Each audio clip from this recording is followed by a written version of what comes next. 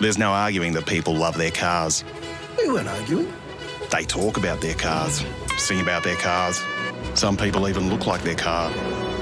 Whether it's an old car, new old car, fast car, family car, electric car, race car, two-wheel car, no-wheel car, or a car you know's parked around here somewhere.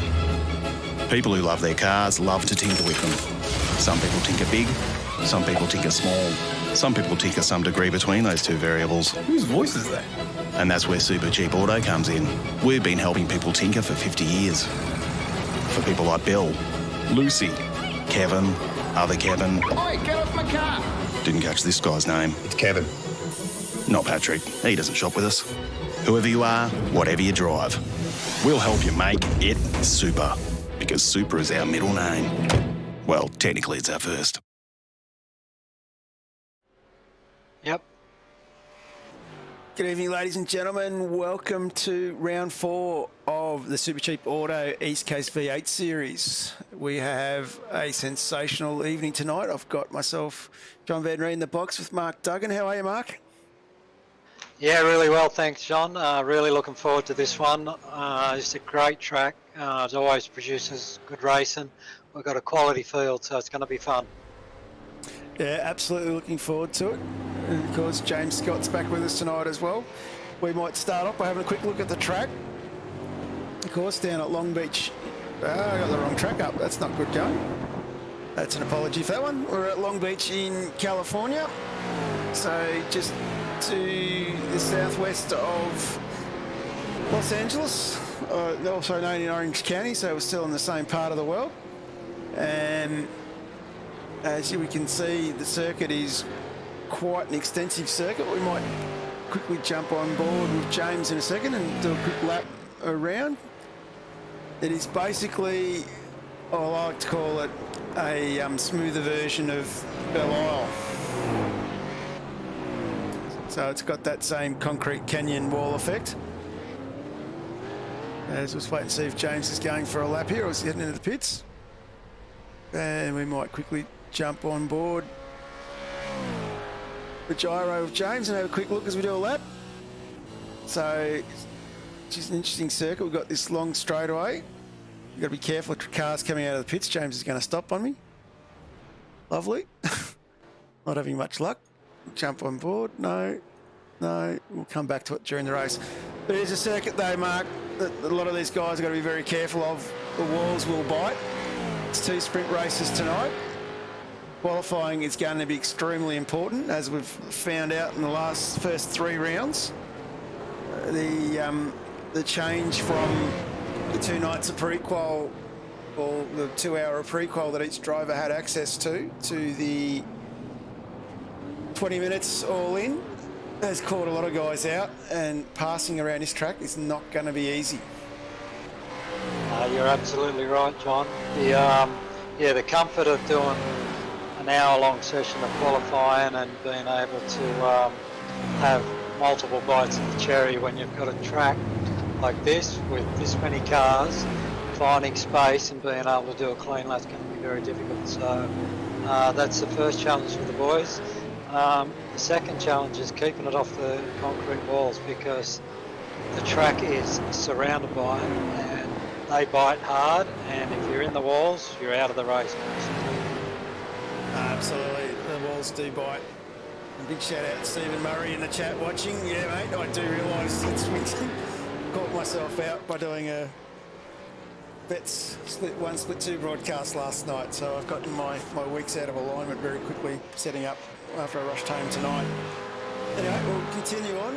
We'll have a quick look at the championship standings, which is quite interesting after 3 rounds. As we can see, Brenton Hobson is leading, so it just goes to show that consistency pays off.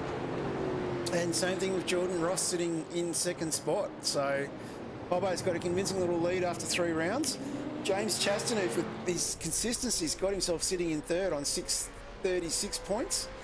But Kenny Ladder is sitting there on 622, and this is where it gets quite interesting, because we start to see a few guys drop off a little bit here, but we see some new names popping up into the top 10, with Matty Stewart sitting in 5th, sorry. Blake Delaney sitting in 6th on 603 points. Jamie Dyke in 7th. Teammate Michael Angus doing really well and sitting in 8th spot. Jamie McKnight in 9th, the People's Champion in the top 10. And our Season 1 champion, Blake Warboys, all the way back in 10th. So it's a bit of a mix-up there, Mo. Yeah, that's a mix-up for sure. James Chastanoof, I think he finished 3rd last season and doing exactly what he did last season, just chipping away, scoring as many points as he can, trying to stay out of trouble, not making mistakes. He's doing a great job. And I think the other one worth a mention is Matt Stewart. I think he got our driver of the round last race, and he's been performing really well. It's great to see his hard work pay off. Yes, and interesting, the other one named to get a good mention in here as well is Luke Holland in 17th and Roy Clark in 19th. So there's some great results there as well. Roy Clark sitting just behind Harrison Dengate. So Roy would have to be pretty chuffed with how he's going with his performance on that one as we sort of roll into the last minute and a half of practice here before we get into quali. So I think the guys to look out for tonight, of course, will be James Scott. We know the pace and quality that James has. A very underrated driver. And the other one to keep an eye out for tonight, I think, will be Adam Briggs and Sean McNamara. So Macca in the cockpit tonight instead of in the chat, which is good to see. So, yeah. Yeah, good to have Sean on board. Love when he races with us. He's a great driver, great bloke. Yeah, but James Scott, I don't know who underrates him, but you know he is one of the premier drivers in the V8, especially in the iRacing platform. Well, it's such a pleasure to have him here. He just really shows you how to win races and how to get speed out of the car and be consistent. He's just incredible to watch.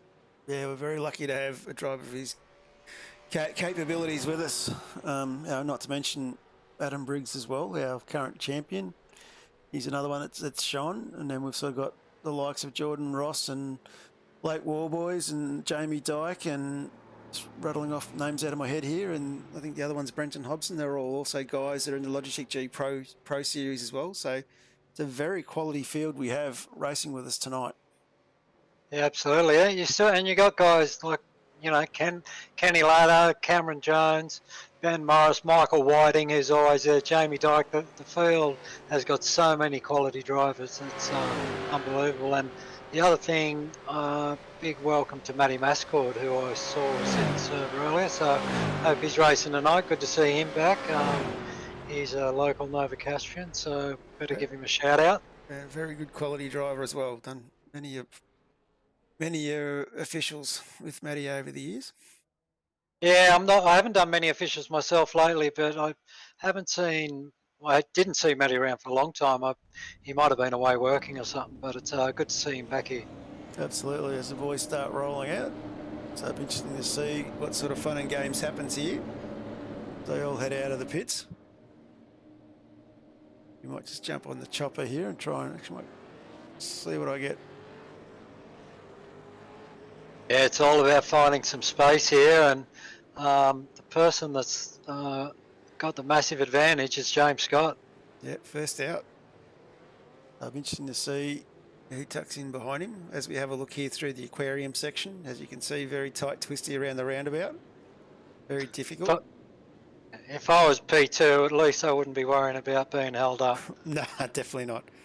As we come round through Chess Hunt now. And switch back to the chopper for a minute. Drop a few boys back in the train. It's definitely going to be a battle and a half. This qualifying session, quite looking forward to it. Not sure why Tom's livery hasn't popped in. Yeah, it's going to be a cracker. I'll just give a shout out to West End Motor Group, who got their banner on the windscreens tonight. Looks fabulous, and lucky to have many good sponsors in this series, but West End Motor Group's just one of them. Absolutely, very much appreciate all the support we get from all of our sponsors. West End Motor Group, DC Shades, Supercheap Auto, the Pool Guys, and of course Barella Cabinets. Takes all good sponsors to make a lead like this work really well. As we can see some boys starting to check up here already. As we might just jump back to a real camera. So yeah, definitely guys taking it easy everywhere here. So this is where you got to be real careful that you don't upset someone who is off on a flyer. As you can see, Adam Briggs is off on a flyer now. Leading the boys down through the circuit. And James Scott sitting a little bit further in front of him. Briggs is using all the road here, getting it out as far as he can next to the walls. Using all the curb. Trying to keep this as smooth as possible. Of course, 20 minutes seems a long time, but it goes very quickly in qualifying. You'd be surprised how an upset run, and all of a sudden you're in trouble. Yeah, absolutely right, John, because you don't get that banker in first up, then you've got to get back around the track back to the pits. Go through all your program, get it, find space for an outlap and then get another lap in. Yeah, you really want to get a banker in early because it puts you in a good rhythm. Absolutely, as we're starting to see some times. James Chastanev jumped out early, getting past the boys. James Scott straight over the top already there. A cracking time from James. So James setting a 1:17.79. That is smoking.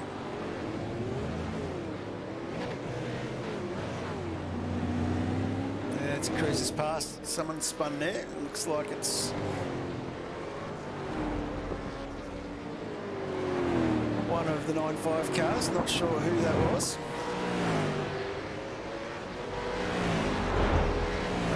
And we've got someone smoking there in the background. So a few boys starting to have a few spins here. Yeah, we had a couple of boys in the fence at the fountain there, caused a bit of chaos for the ensuing cars, which doesn't help their qualifying. No, some big movers here already. Sean McNamara heading up into P2. Michael Whiting in P3 at the moment. Briggsy in 4. Kenny Ladder in 5. Pete Keller saying it was Freya that was smoking. Tom wouldn't be too happy about that one. As James Scott ducks into the pits after that first lap. Might have a quick look around so we can find someone who was on a flyer. Or Warwick. And that's Tom Freya trying to nurse himself back to the pits here. Of course, no tow rule in effect for qualifying, so desperate to get it back so he can continue on. And Jordan Ross setting a reasonable time, sitting in 6th spot at the moment. Looks like he's on a bit of a flyer here.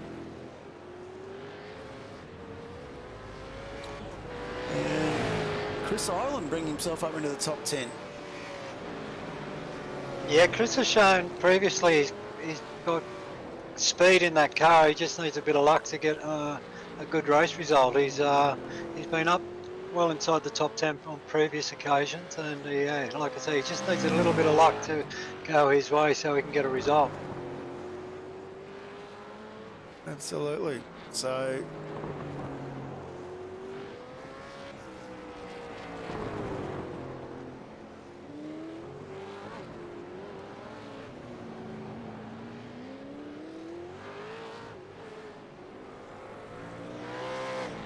we're continuing on.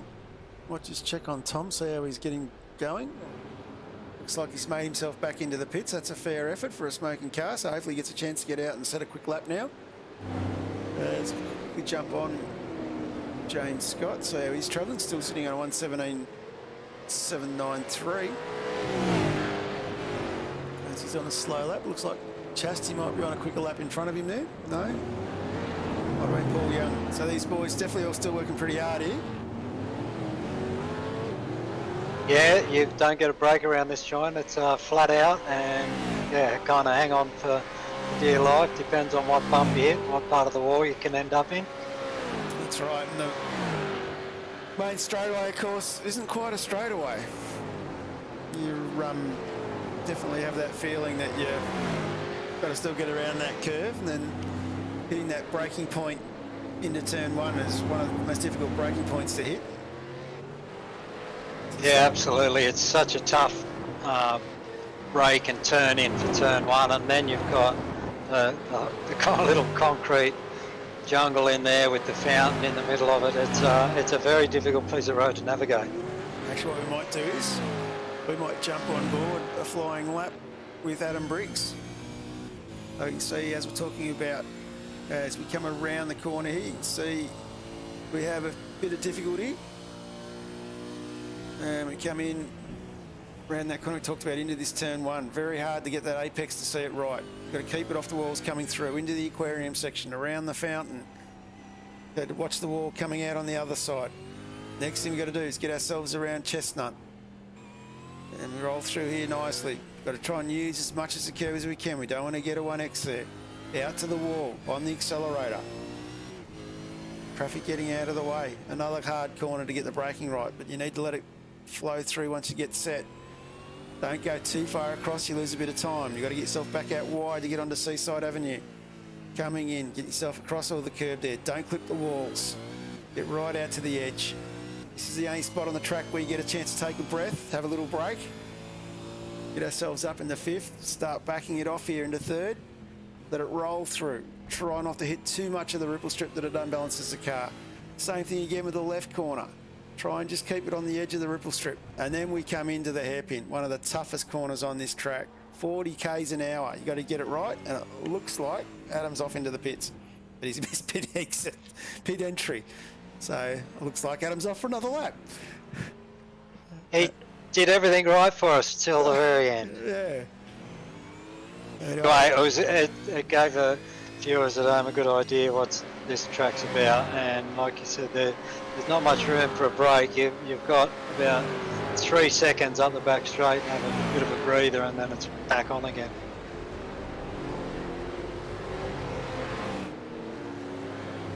Tom Freer with a great lap in the second spot with the 1:18.06. So James Scott got about 3/10 in front of Tom, and then we've got Kenny Ladder with a great lap as well. Ken raced here on last Thursday with the Vet Series, so good to see him up in P3 at the moment with a 1:18.09. So him and his teammate Tom Freer are very close together. Yeah, definitely very close. And of course, still waiting to see if Adam Briggs can pencil himself up into that top three. And Jordan Ross as well. And of course, our championship leader, Brenton Hobson, sitting back in 10th. So I'll be interested to see what Hobbo can do. I know a few boys have had a bit of lack of practice this weekend with Bathurst being on. I know there was a couple of boys up on the mountain.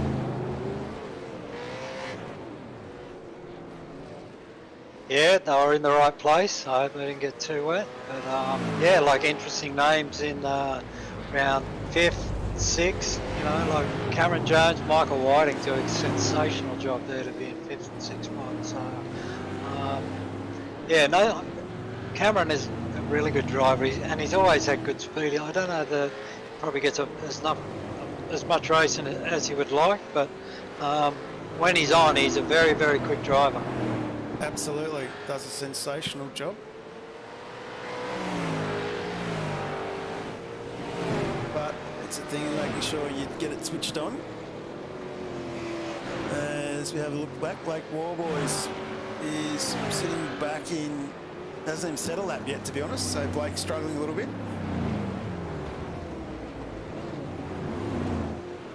I know Blake's one of the drivers that has not been in a sim this week.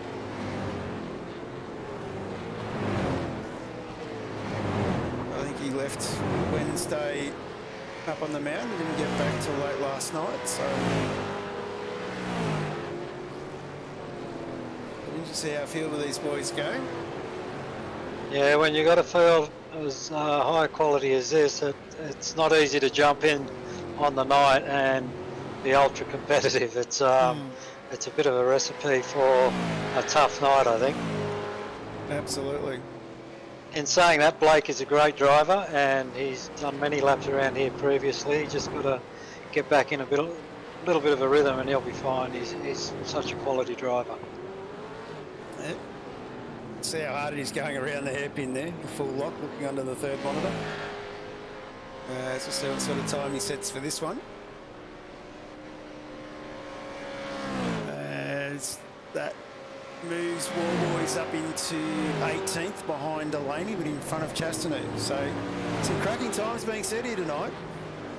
Yeah, absolutely. And, you know, Blake is a top 10 qualifier, inside the top 10 every round. So it just goes to show you how tough it is to get in and just switch it on and be, you know, ultra quick first night out in the sim. He's doing a good job, but it just goes to show you how tough it is.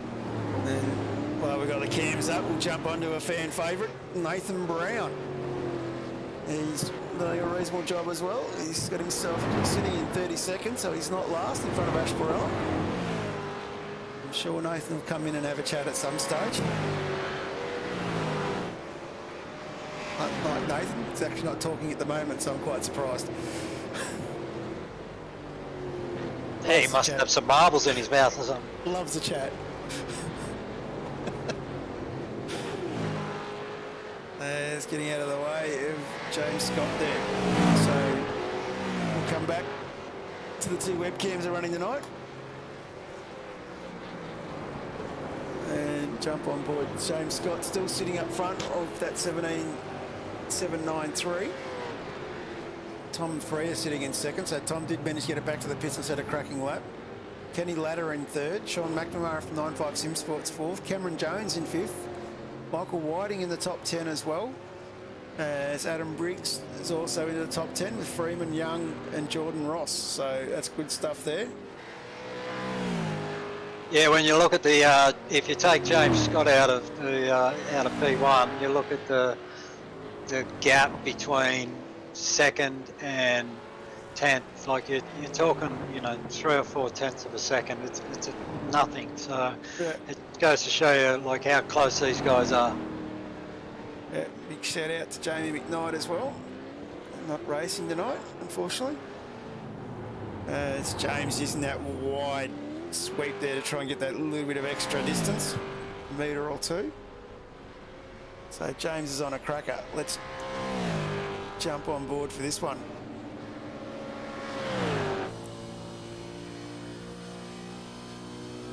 So a little bit of traffic in front of him here. Hopefully they'll stay out of his way. It's a teammate. Looks like Kenny Ladder does a great job there. You can just see the precision and how hard he pushes it through the aquarium section.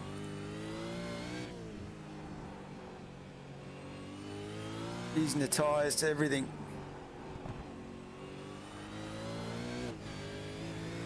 As continues on. Coming around close to the wall there. Absolute precision driving. A little bit of oversteer. Very quick correction. Back into second. Nicely guides right out. Millimetres from the wall. This is what you expect from a world-class driver. Coming down onto the brake marker there. Swings it in. See him bouncing it into the curb there. Really making those tyres work hard. Keeps it coming around left here. Backs it right off for the hairpin. Back down now, 40 k's an hour, back on the gas.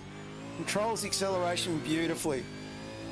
And continues on down. And this is going to be a quicker time. He goes faster with a 1:17.752. So just proves he still had a little bit more pace left in it as we get into the last 4 minutes of quali. Great lap there from James Scott. It certainly was a great lap, and just watching how you think, how can you use all the road in a circuit like this with concrete everywhere? But James uses every millimetre of track that he can and needs to, and just, yeah, unbelievable lap. Absolutely. Cannot say how well he's done that one. So it'd be interesting to see if Tom Frere's got anything to come back with from that. But we'll wait and see what happens. Of course, the cars are all quite well presented. looking quite good out there with their West End Motor Group banners on. Big shout out to West End Motor Group for their support. No, West End Motor Group, of course, includes Too Easy Finance, GWM Havel, Isuzu Utes, Peugeot vehicles. So looking for any of those sort of motor cars in Sydney, definitely go check out West End Motor Group. As we jump on now with Matty Whitaker. We haven't had a look at Matty for a little while. So one of the newer fishy drivers. We pick him up. So great to have the fishy boys here tonight. And also West End Motor Group also includes Mazda as well. West End Mazda. Another one using the big wide sweep. In fact, Mazdas are such great cars. My father-in-law just bought a Mazda 5 while I was at Bathurst, so.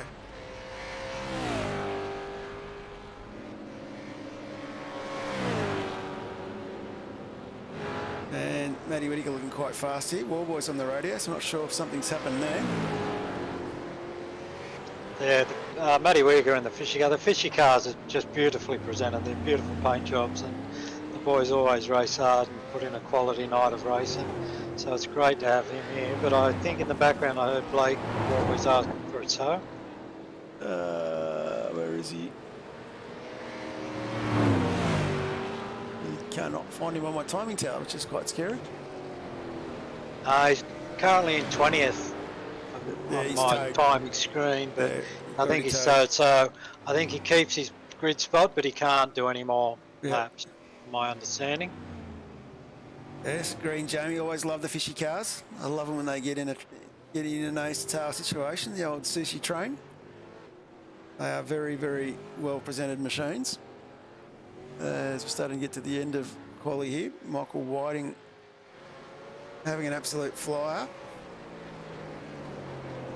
Of course, great to have Michael Whiting doing a bit of race control and safety car driving in vets.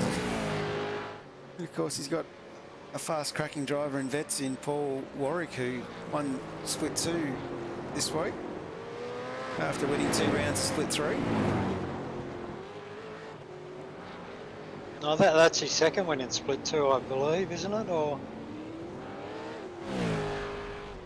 It's his second, yeah. So I think he might be getting the invite up to split 1. yeah, Paul's. I haven't seen Paul around for a long time, but he's back racing now, and he hasn't lost anything. He's as quick as ever, so it's good to see him back in the sim. And yeah, like it's good to have him here in the East Coast Series, and I look forward to seeing after he's settled right in after a few months of racing. He'll be a tough competitor. Oh, absolutely. Tougher than what he already is. Absolutely, and that is the end of qualifying. So we are just about ready to go racing here. So let's have a quick look at how that grid's rolled out. So on pole is James Scott from Synergy Sim Racing. His teammate Tom Freo lined up alongside him. Then on the next row, we have a Synergy lockout as well with Kenny Ladder and Jordan Ross, the team boss there, getting himself on the second row. Sean McNamara from 95 Sim Sport sitting in 5th alongside Cameron G. Jones. And then on the next row, we have our championship leader, Brenton Hobson, alongside Fishy's Michael Whiting. Great to see Whiting in the top 10. Adam Briggs, our champion, sitting in 9th spot from Synergy Sim Racing alongside teammate Thomas Freer. Paul Young from Banter Alliance in 11th, with Chris Ireland sitting in beside him from Sandit Sim Sports in 12th. Then we have Ben Morris in 13th, Troy Maguire in 14th. And then Michael Cracknell in 15, Gianni Lutzu in 16. 17, we have Blake Delaney from Fishy Motorsports and James Chastanet of the Banter Alliance back in 18th. So the guys third in the championship's got a bit of work to do. Jamie Dyke sitting in 19th and from Fishy Motorsports alongside Blake Delaney from WK&P. Paul Warwick from Fishy in 21. 22 is Matt Stewart from 19 Sim Sports, another one a bit far down the order. Matty Whitaker sitting in 23rd. David Kirby from Fishy Motorsports in 24th. And then we have Luke Holland from Synergy Sim Racing in 25, alongside Warren Davis and Banter Alliance in 26. Matty Mascoot, who we talked about before, in 27. 28, Darren Shannon from Banter Alliance. Matty Brunt from Synergy in 29, Roy Clark from Banter Alliance in 30, Ryan Carlson from Carlson Motorsports 31, Scotty McKenzie from in 32nd, Nathan Brown from Petters WK&P in 33, alongside teammate Ash Barella in 34, Dave Coleman from Fishy Motorsports in 35, with Craig Schultz rounding out our grid. It's going to be a cracker. That's all I'm going to say. It's going to be tough going this first lap, because you've got the fountain, as we've seen earlier, and also the hairpin. So if you're in that mid pack or towards the back, it's going to be hard going to not get tangled up in something. Yeah, you got to be really careful here, because it's not uncommon for the track to get blocked. So you don't want to be the guy that's left out the back, particularly if everyone cleans themselves up and there's no safety car. You can find yourself a long way out of the action. And what's going to be interesting is, as we said before, there's some big names parked up the back here as well. They're going to be really interesting to see how we go here. So keep an eye out for some big movers early on. As we discussed earlier, John, it just goes to show you how tough it is to get a good qualifying lap in a short period of time, because you've got so many quick guys here, and if you just make one error, you can lose quite a few positions. Thanks, Jamie. I'll remember to do that one. Green flag racing, we are away. Looks like James Scott has bogged it down again on the start. This is allowed through wide, so allowed everyone to get through. Ross is through, Frank is through, Matt is through. Oh, it's going to be 3-4 wide in the back here. This is going to be hairy. Will Scott hang on? He's managed to recover. As we start the funnel through, I'll keep an eye on the front here as we come through the aquarium. Too wide behind ladder there with McNamara. They managed to stay out of trouble. We've got an incident with shot with McKenzie and Carlson. We might come back and look at that a bit later. But James Scott has managed to get himself, Jordan Ross has managed to get himself out in front of Tom Frere. Ladder, McNamara, Scott. So Jordan Ross, the big jump there on the start, done really well. So James saying last week in our post-race commentaries that struggling to get the starts happening, and he's done it again. Yeah, lucky he qualifies on pole, because he's had a bit of trouble getting off the line, and he's still in the top 5, but like around here it's very tough. Sean McNamara with a big lock-up at the end of the back straight there. It's allowed a few more to go through. Yeah, it's given the hairpin. Hung him out wide there, didn't they? So Sean McNamara, Michael Cracknell, David Kirby in an incident there. So it looks like they're all starting to pile up at the hairpin. We might go to Supercheap Auto Replay and have a quick look. As we come in here, come around, and it's just a concertina effect here at the back. All these boys having a bit of an issue getting through as we jump back on live pictures of Jordan Ross. What about the jump from Jordan Ross off the start? Oh, absolutely cracking that one. You'd have to be pretty chuffed for that. As he settles in here with Tom Frere and ladder behind. Scott starting to settle in and close that gap a little bit.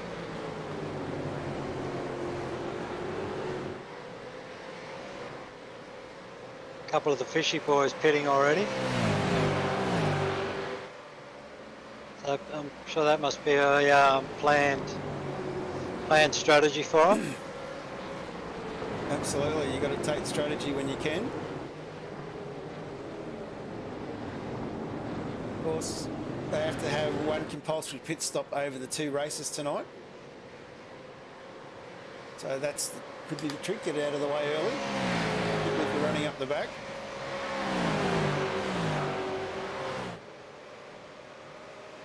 So Dyke already went in on lap 1, so definitely some early stuff going on. But could expect some safety cars still to come out. So I agree with you there, Jamie. Yep, Jamie Dyke, Dave Coleman.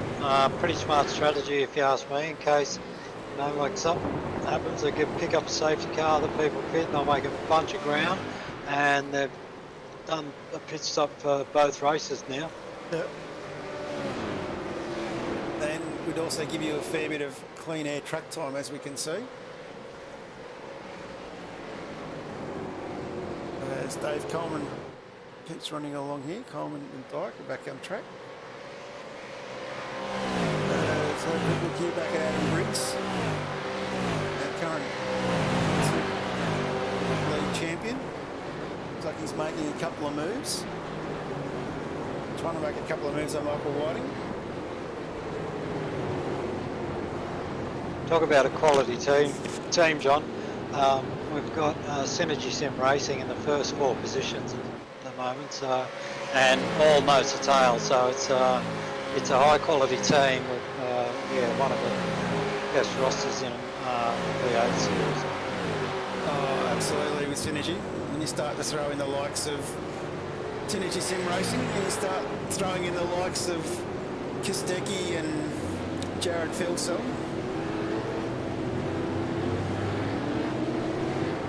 We all got to see the talent of Brody Kostecki on the weekend.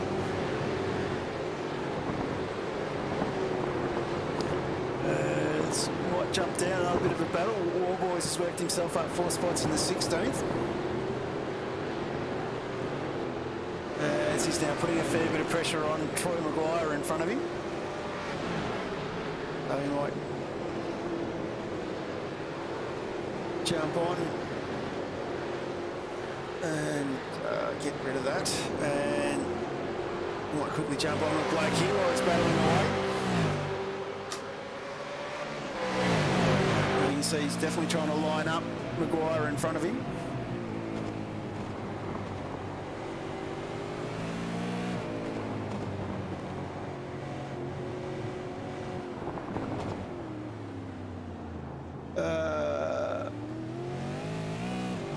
Been asked to have a look at Jamie Dyke entering pit lane, so I might see if I can find that.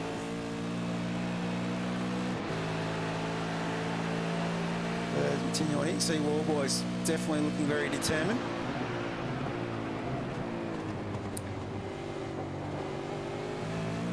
He's the male model from Cooroy, Jamie, up in Queensland, now a resident down in the eastern suburbs of Melbourne, but did live in Albury-Wodonga for a little while.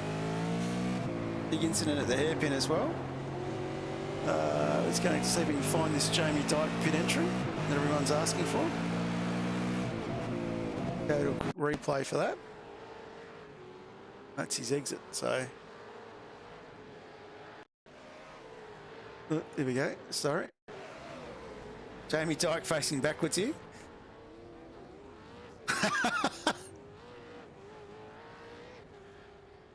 There we go.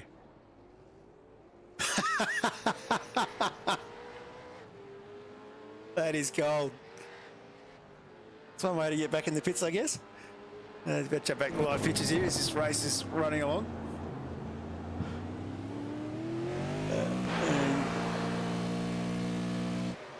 Kenny Ladder now under a fair bit of pressure from James Scott. So we're starting to see the fast boy make some moves here.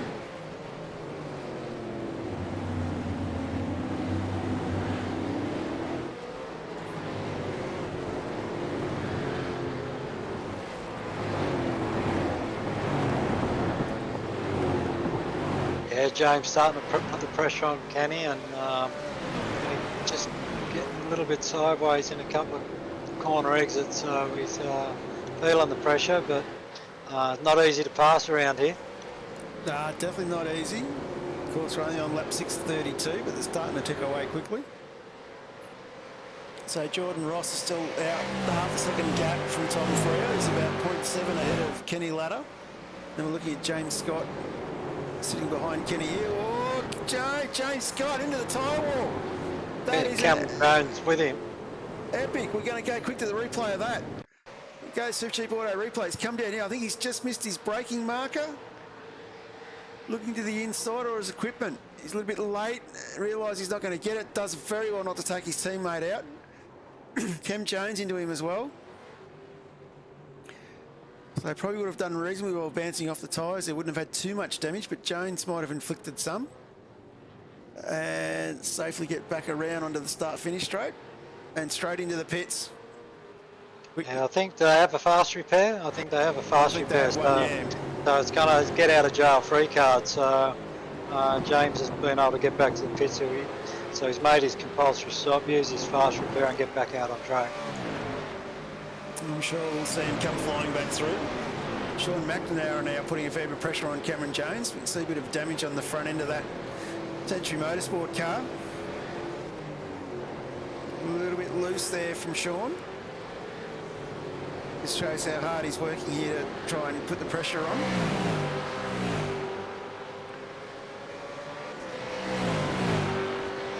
Yes, have to keep a bit of an eye on James Scott. He's come back out in 30th position, and I'm sure that won't be where he finishes.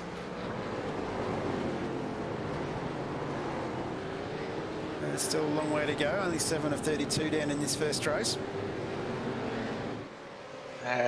Bad luck for James Scott, but it just goes to show you everybody makes a mistake, and yeah, he's not going to be happy with himself, but life goes on, and I'm sure he'll make quite a few positions with still got 24 and a half laps remaining.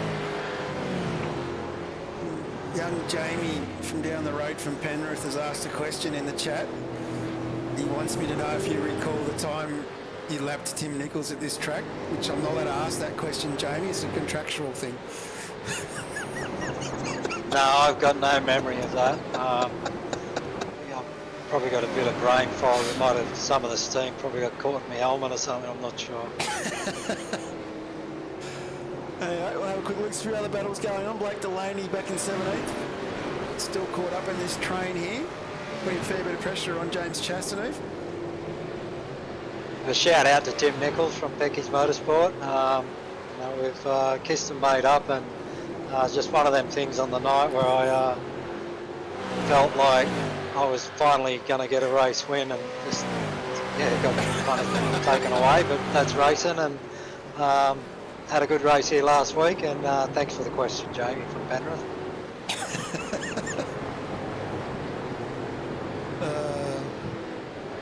And big shout out to 007 Warren Davis, the Banter Alliance.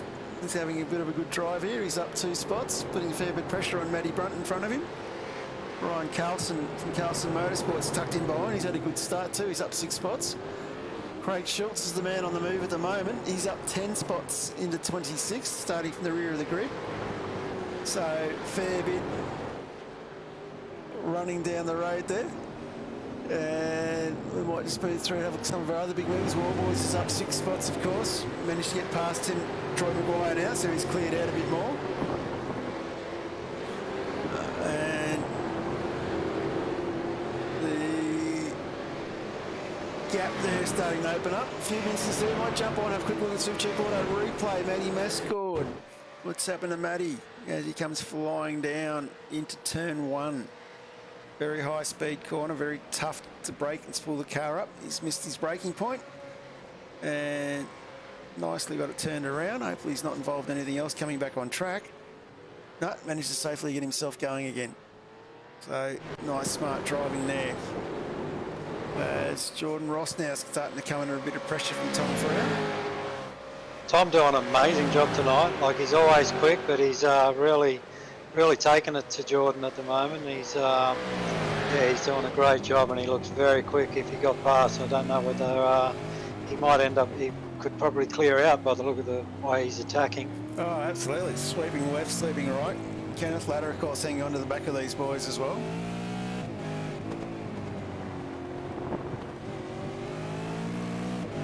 So an incident with Black War Boys as well. A couple of incidents going on here. We might just roll back and have a quick look at those while we can.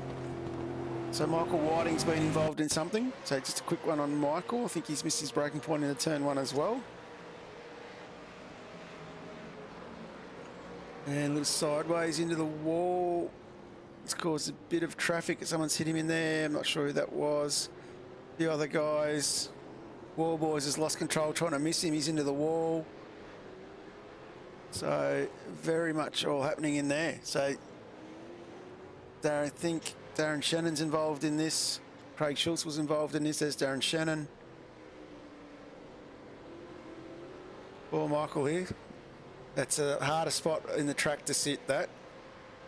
Yeah, it's a horrible place to lose your car, and because you just feel like you're a sitting duck there, and you're really waiting for the whole field to go through, and the field here can extend quite a way, so yeah, you could be sitting there for almost a lap. There's lap 11 to 32 here. Nathan Brown's in the pits as well. So we've got a few boys have made their pit stops. Briggsy's made a pit stop now as well. Warboy's going in to tidy up his damage. Cam Jones and Sean McNamara are still having a cracking battle just at the back of the top 5 here. They're being nose to tail lap after lap, and Cameron's doing a great job to stay in front. He's a very tough competitor, knows where to put the car to not pass, and he's very quick. They're definitely doing quite well. Probably got a little bit of front end speed loss there with that damage on the left side. Yeah, he ran into James Scott, who was off track earlier, and yeah, a little bit of front end damage. Luckily, it's not too a high speed track, and hopefully he's got enough in hand to keep him competitive. Absolutely. Let's quickly jump on with James Scott, see how he's tracking. James is already up. Was in 30th. He's got himself back up in the 22nd already, so he's definitely working his way through the field with Ryan Carlson, the next target in front of him. So definitely working his way through there. I'll have a quick look at Blake Delaney. He's involved in a bit of a battle here as well. So this battle here is still going on around Chastity.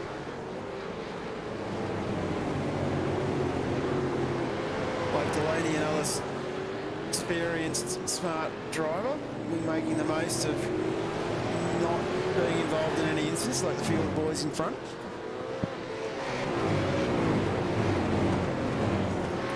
Yeah, Blake doing a great job, and James Chastaneuf, as we alluded to earlier, just chipping away, knocking out good race finishes and building points. He's worked out how to be competitive inside the top 10 and get championships rolling out for the Banner Alliance boys. He's doing a great job. Absolutely, and Tom Freeman here, absolutely flying, managing to hold off the fast Chris Island behind him. So these guys are all up quite a few spots. Going back to Chastity, he's up 6 spots at the moment, so he's doing quite well for that. And the other guy who's doing really well in the top 10, we might move forward, is Paul Young in the Banter Alliance as well. So Paul getting himself up 7 spots at the moment. Sorry, 4 spots at the moment. So a few more guys diving into the pits. Adam Briggs has just had a crash. We might go have a quick look at the Supercheap Auto replay there, see what's happened to our series champion. This is coming down Seaside Drive. And he's come in a little bit hot too and missed his braking point. It's such a tough corner to get right at high speed, isn't it? Yeah, you every corner's tough here with the bumps, but yeah, picking up your brake markers on some places there where there's no real sensory thing to pick up on, like it's very, very difficult. Absolutely. Let's jump on with Michael Cracknell here. He's caught up in the middle of this battle with Matt Stewart tucked up behind. As Tom Free has gone in early for a pit stop. It's just quite interesting as well. He's running around in 3rd spot.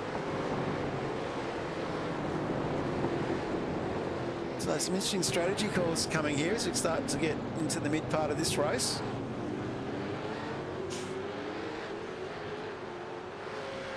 As James Chastaneuf continues on. He's under pressure still from Blake Delaney behind. Yeah, that is an interesting pit stop from Tom, because you only got to make one for the night. Well, we've lost one car down on turn 1. That's Paul Young. Let's quickly go to replay. Paul Young, he's missed his braking point here as well. And he's just created another mobile chicane at turn 1. Bounced off the tyres as well, sitting in middle track. First 2 are through. 3rd one. His teammate into the wall. The rest of that group's got through, gets himself out of the way.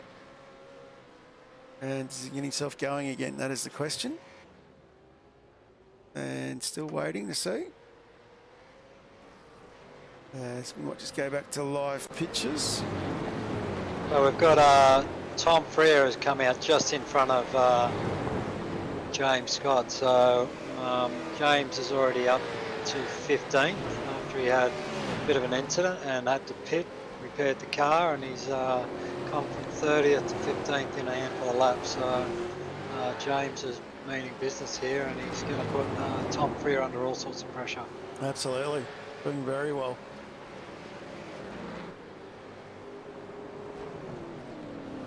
You can see Tom here trying to get back in his groove after his stop. Yeah, like I said earlier, it was an interesting thing to pit at that point of the race, being in second spot. I'm sure he could have finished there or even challenged for the lead. So, yeah, interesting choice. Oh, Tom into the tyres and hit again. James Scott, I think, just clipped him in the rear. Doesn't look like too much damage, but you just said, John, it's hard to get, getting back in your rhythm and just missing that brake marker, and yeah, you just can't pull it up. no. So that allows James Scott now to go free. James worked his way back from 30th to 12th. So he's the leader of our stoppers. Going to make this rather interesting, I think, this last half of this race. Only 16 to 32 gone, so only hit the halfway mark. Starting to see some mistakes creep in with a few of these boys. Tom not letting James get away so quickly, though. He's keeping the pressure right on him.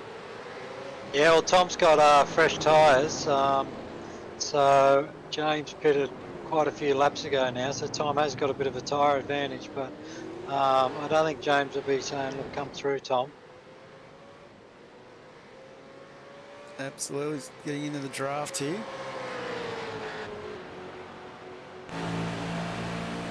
As a look, shows his nose on the inside. And side by side. Oh, into the wall a little bit there from James this time. That was some tough racing between teammates there. Oh, absolutely. Absolutely. Great side-by-side stuff. This is what we like to see here at East Coast.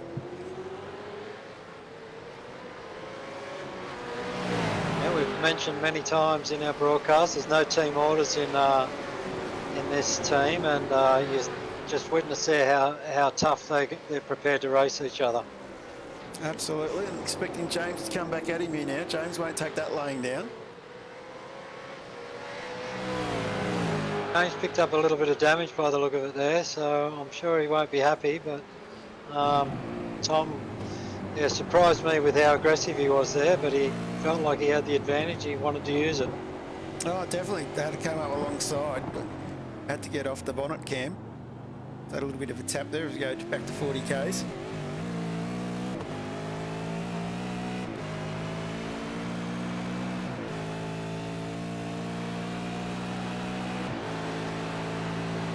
As you can see, it's an absolute concrete jungle, this place.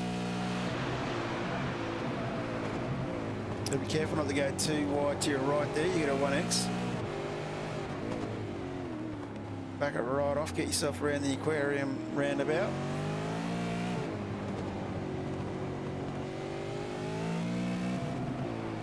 Just the skill level of these guys and the precision to put it right against the wall every time and not touch it. It's every inch of roadway they can find. See how much of the track James Scott and Tom Freer there as well, but James, lap after lap, he's just using every millimetre of track.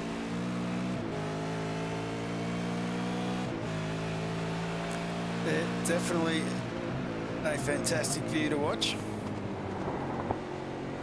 Bounces across that one. As you come into the hairpin, back down to 40 Ks. You can see even there with Tom putting it right up against the wall on the inside, just showing how hard they're pushing to get around. And getting your power down onto this straight, so important. A little bit of a draft here. Going up. Be careful not to go too far right.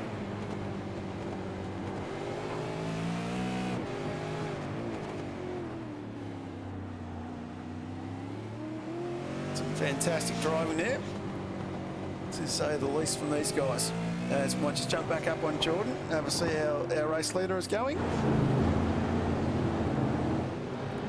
As he comes across the stripe to start lap 19. We might just take the opportunity to throw in a quick ad for one of our sponsors.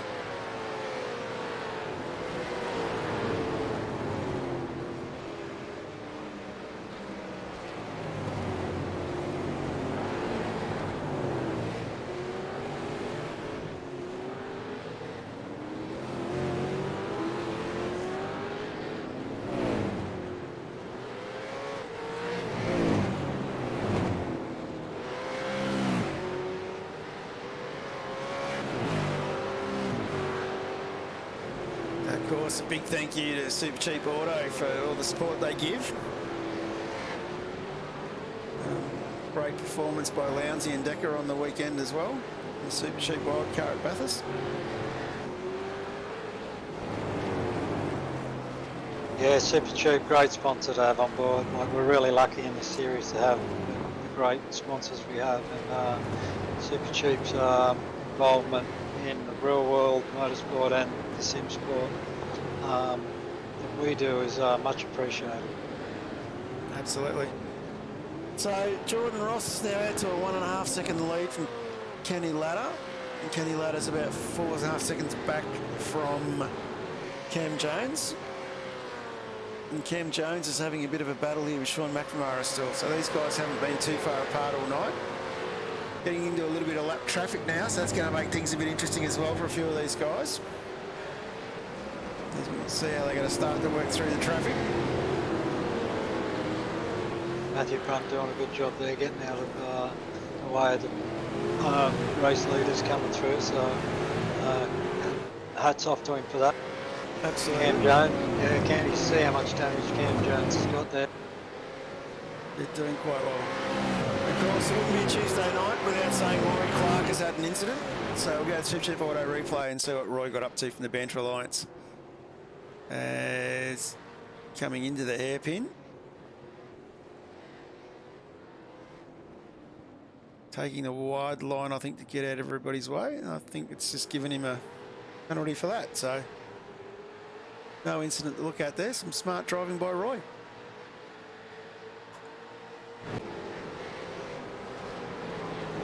Stealing all my fun. SDK. So this is probably our closest battle here with McNamara and Jones.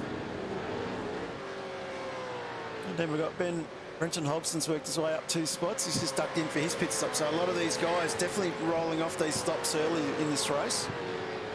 So it's only going to be a handful of guys left, I think, who need to pit in the second one. So it's going to be interesting to see. This is going to basically leave Ross, Ladder, Jones, McNamara, Morris and Liuzzi, Chastity, Delaney, Maguire as the guys that haven't stopped.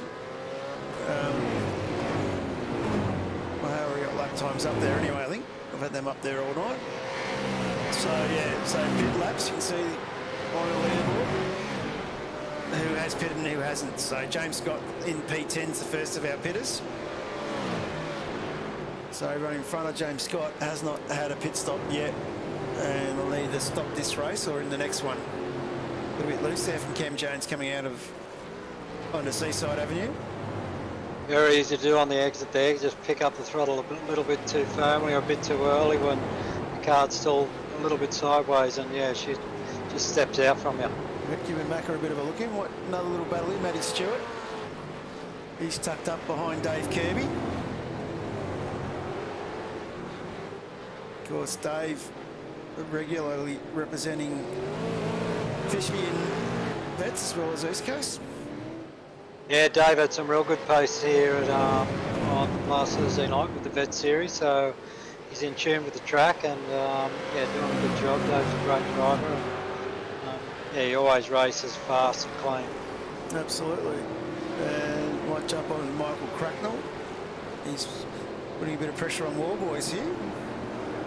By the looks, Warboys might have just got past him. And James Scott's now gotten past Tom Freer as well. That's the other bit of tidbit that we've missed as I've sort of tried to go through the group.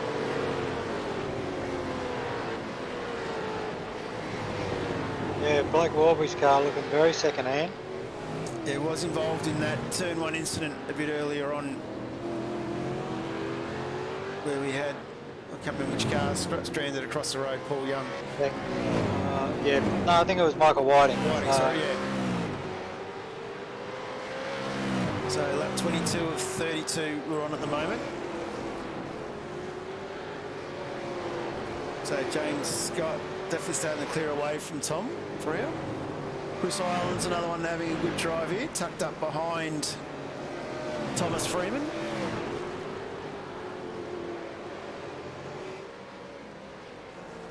And Adam Briggs a bit further back from these guys. Trying to fight his way back into it. And just tucked in front of these blokes here is Brenton Hobson, so our current championship leader. He's managed to work his way back up to 12th spot, but he is also one of the guys that have completed their pit stop. So a man who's second in the championship is in P1 at the moment, but still has to stop. So definitely some good battles going around. It's going to be definitely some interesting strategies if they don't stop this race, considering most of the other field has. So, but you've got to be careful not to give up too many points. Yeah, well, clearly some people who either were at the back or made small errors and ruined their run, they've chosen to take the pit stop and yeah, just kind of get it over and done with and still try and regain as many positions as they can to get a good grid spot for the next race. But I don't think Jordan Ross will be pitting somehow. Yeah, absolutely. And of course, everybody starts with a clean car in the next race as well. That's the other thing to remember.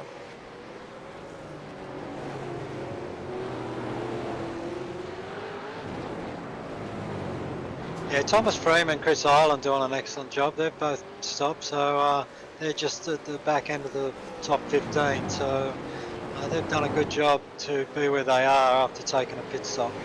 Absolutely. Done a cracking job to do that.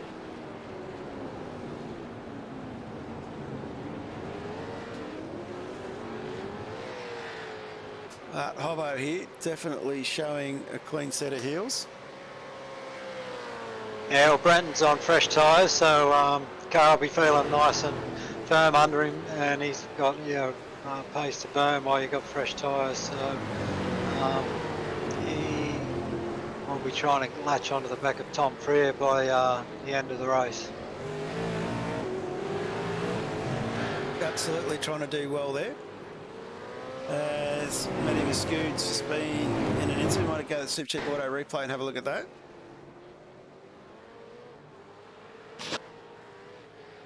And lose him a little bit, coming through. Another one, just clipped the inside wall there, got him off balance, managed no one else not to take him out, which is good to see.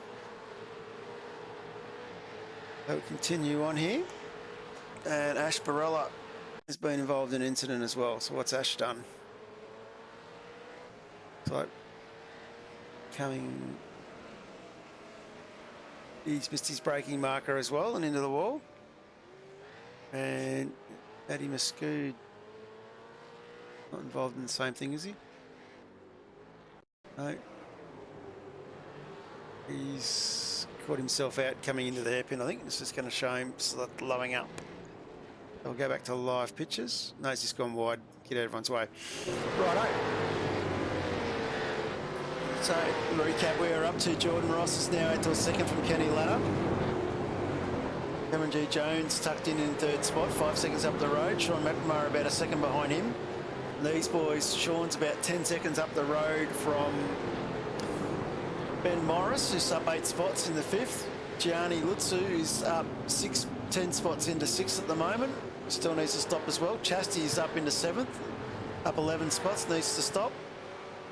And Delaney, he's doing quite well. He's up 9 spots in 8th. Troy Maguire is up 5 spots in the 10th. And then James Scott in 10th is our first of the stopped cars. So definitely some strategies there going and folding. And Craig Schultz, who is up 20 spots but still needs to stop. So Craig doing relatively well here. And the other big mover to talk about is the one and only David Coleman from Fishy Motorsports. Of course, he did that lap 1 stop, and he's got himself now up 17 spots into 18th. A great drive from Dave here. Yeah, great drive from Dave, and good thinking to the easiest way to pick up places is in pit lane. Like, you don't have to pass anybody, you just got to get everything right and yeah, make up a ton of ground in pit lane. Absolutely doing really well here. And we've got Paul Warwick, another name we talked about. He's sitting in 21st spot, and Paul's had his stop as well. And Paul's doing really well. And Tom Freya's in an incident. Just going to quickly have a look what's happened to Tom Freya here on lap 26. Coming down in a turn 1, I've got a feeling he's missed his braking marker like everybody else. Hard on the brakes, a little bit late, missed the apex, into the wall, backs it, parks it, sitting duck, Brown's through. Very lucky not to be collected by anyone else, especially Nathan Brown. Sure, if you said the Brownie mark. Hit Tom as you go through, he'd still miss. Well, he's always good for a chat, and he provides us with a few laughs, and he's having a great race tonight. He's always out there trying his hardest, and yeah, he's good value, Nate, and yeah, I'm glad to see he's having a good race. Yeah, he's got the serious face on tonight. He's got the serious shirt on, so. I know. I had a go at him about that. The sights you see when you do driver cams. And just notice how, you know, Blake, as we switch cams here, Blake keeps Nathan in shot. But when it comes to Nathan's cam, no Blake. Anyway, enough of him. We'll get back to the serious stuff. So a good little battle here. Troy Maguire is being caught up to by James Scott now. So James Scott's starting to work his way up to P9 as we're ticking down these laps here, 28 to 32 gone. So James will be looking to try and conquer a few more.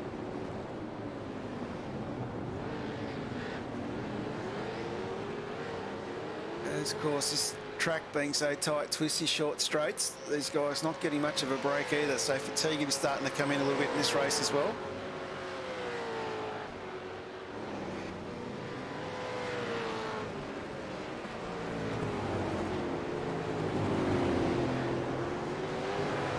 James Scott looking very racy here, tucking right up behind Maguire. Millimetres between them. Coming around. He's really hounding Troy here. He's doing a good job, putting a lot of pressure on. Troy a bit loose, little mistake. Little loose again, James straight in the door. Comes into the next corner. And James a little bit loose, corrects it. Doesn't give enough of an opportunity though, closes the door to Maguire. Gets on the gas now. Maguire's not going to let him get away with this that easy. As two of them zigzag their way down, Maguire looks at the outside. Can't quite get an overlap. And I'd say Scott will start to walk away a bit here now as we come through the hairpin.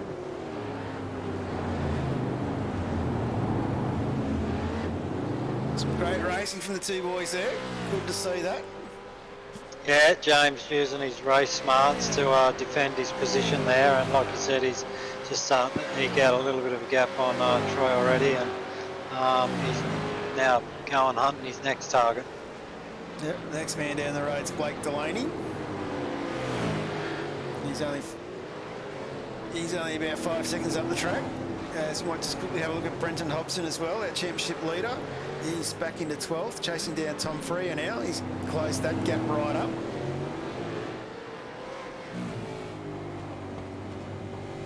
That other small mistake from Tom's allowed Brenton to hone in on the back of him, but yeah, it won't be easy for Brenton to get past, but I'm sure he won't stop trying. Absolutely. Hobo didn't get much practice in this week either. He's been away with work, I believe. Some of the research I did pre-race. Not too many cars out there that don't have a scratch on them at the moment. No, well, definitely working very hard. Hobo nicely tucking right up the back here.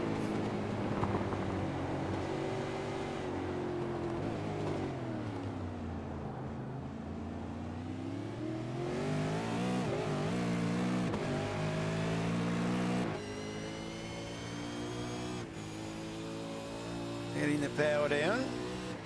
Coming across the start-finish line. Coming down into turn 1 here. Pulls right up behind Tom Freer. Tom would definitely know he's there. Of course, no team orders at Synergy Sim Racing. Cracking little battle, this one.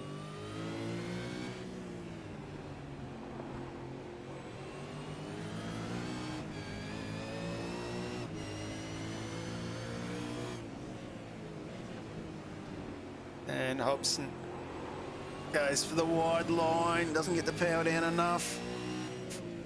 Freer blocks it off. Coming into Seaside Avenue. Looks like Hobbo's got the power down early, but probably not going to have enough room to get anything done here. Thinking about it, closing it, pulls out, comes alongside and gets it done. Wow. Must have some awesome drive coming on there. Coming through the hairpin.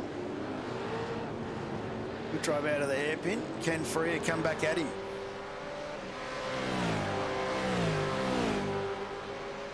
Yeah, great move from Brenton there. Set it up early on the exit at the back straight there, and yeah, got in the draft and took his chances under brakes, and yeah, executed a great move. And so he's got the job done now. Starting to creep away slowly. Awesome stuff there from those boys.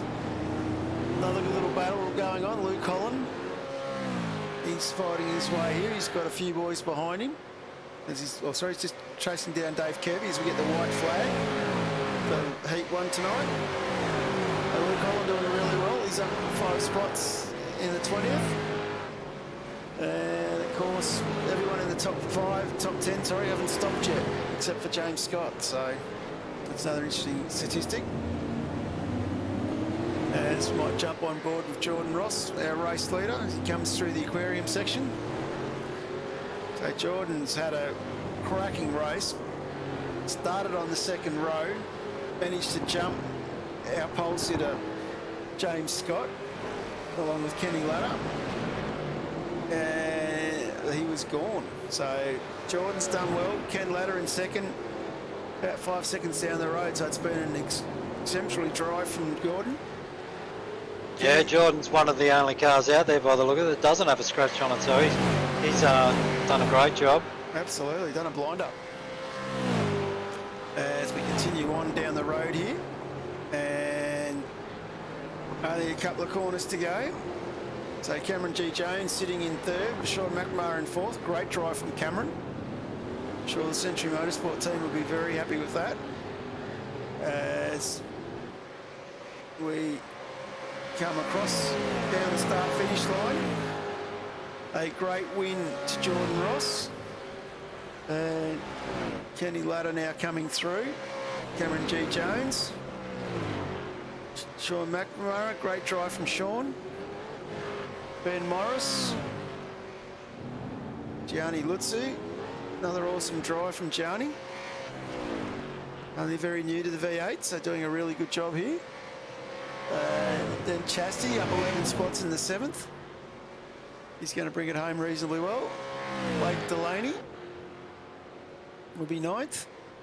With James Scott right behind him. So James done very well to be the first of our pit stoppers. In 9th and 10th will be our championship leader, Brenton Hobson. So that was a cracking race. Yeah, some really good battles there, and what a drive from Jordan Rossi. Like you said, he launched it off the line, and once he got into the lead, he never looked back and didn't look like he made any mistakes. The car's clean. Same with Kenny Ladder, he's done an epic job. His car looks clean as well. Good second place, and Cameron G. Jones on the podium with third. Sean McNamara, Ben Morris, Gianni Lutzu, James Chestnut, Blake Delaney, James Scott, Brendan Hobson. Yeah, James Scott, first of our pit stoppers in 9th, I think. Absolutely. As the boys now go into a 5-minute pit stops, we might just take the opportunity to have a quick break here, Mark, and we'll have a quick look at one of our other sponsors, DC Shades. Shutters are a great option for a window treatment in that they're more practical than, for example, a roller blind in most cases, because it's not just open or closed. You do have the benefit of being able to close them for your privacy and also open them to allow light and air. For a homeowner who's trying to get educated on what plantation shutters are right for them, the 4 things that I think are the most important are: 1, what material it's made out of; 2, the quality of whichever material you choose; 3, the paint finish; and then 4, the construction quality of the actual shutter itself. High Profile is a solid timber product for a start. A lot of our competitors use a composite or what they call a laminated style or a laminated louver. Timber is very inherent with distortion and bowing, so we engineer the product, we finger joint the product to get maximum yield from the material, plus also to reduce the distortion. Probably one of the main differences with our product is it's actually a solid wood. You can rely on the fact that what you're buying is not a veneer and it will not fall apart. We then coat the material in a polyurethane top coat. The benefit of the polyurethane is it's quite flexible and it looks great and it's very long lasting. So the product has the benefit of light control and privacy. Whenever you're looking at your timber shutters, you want something that has been made from scratch and then finished as a whole unit. Will give you the best quality finish for the product as a whole.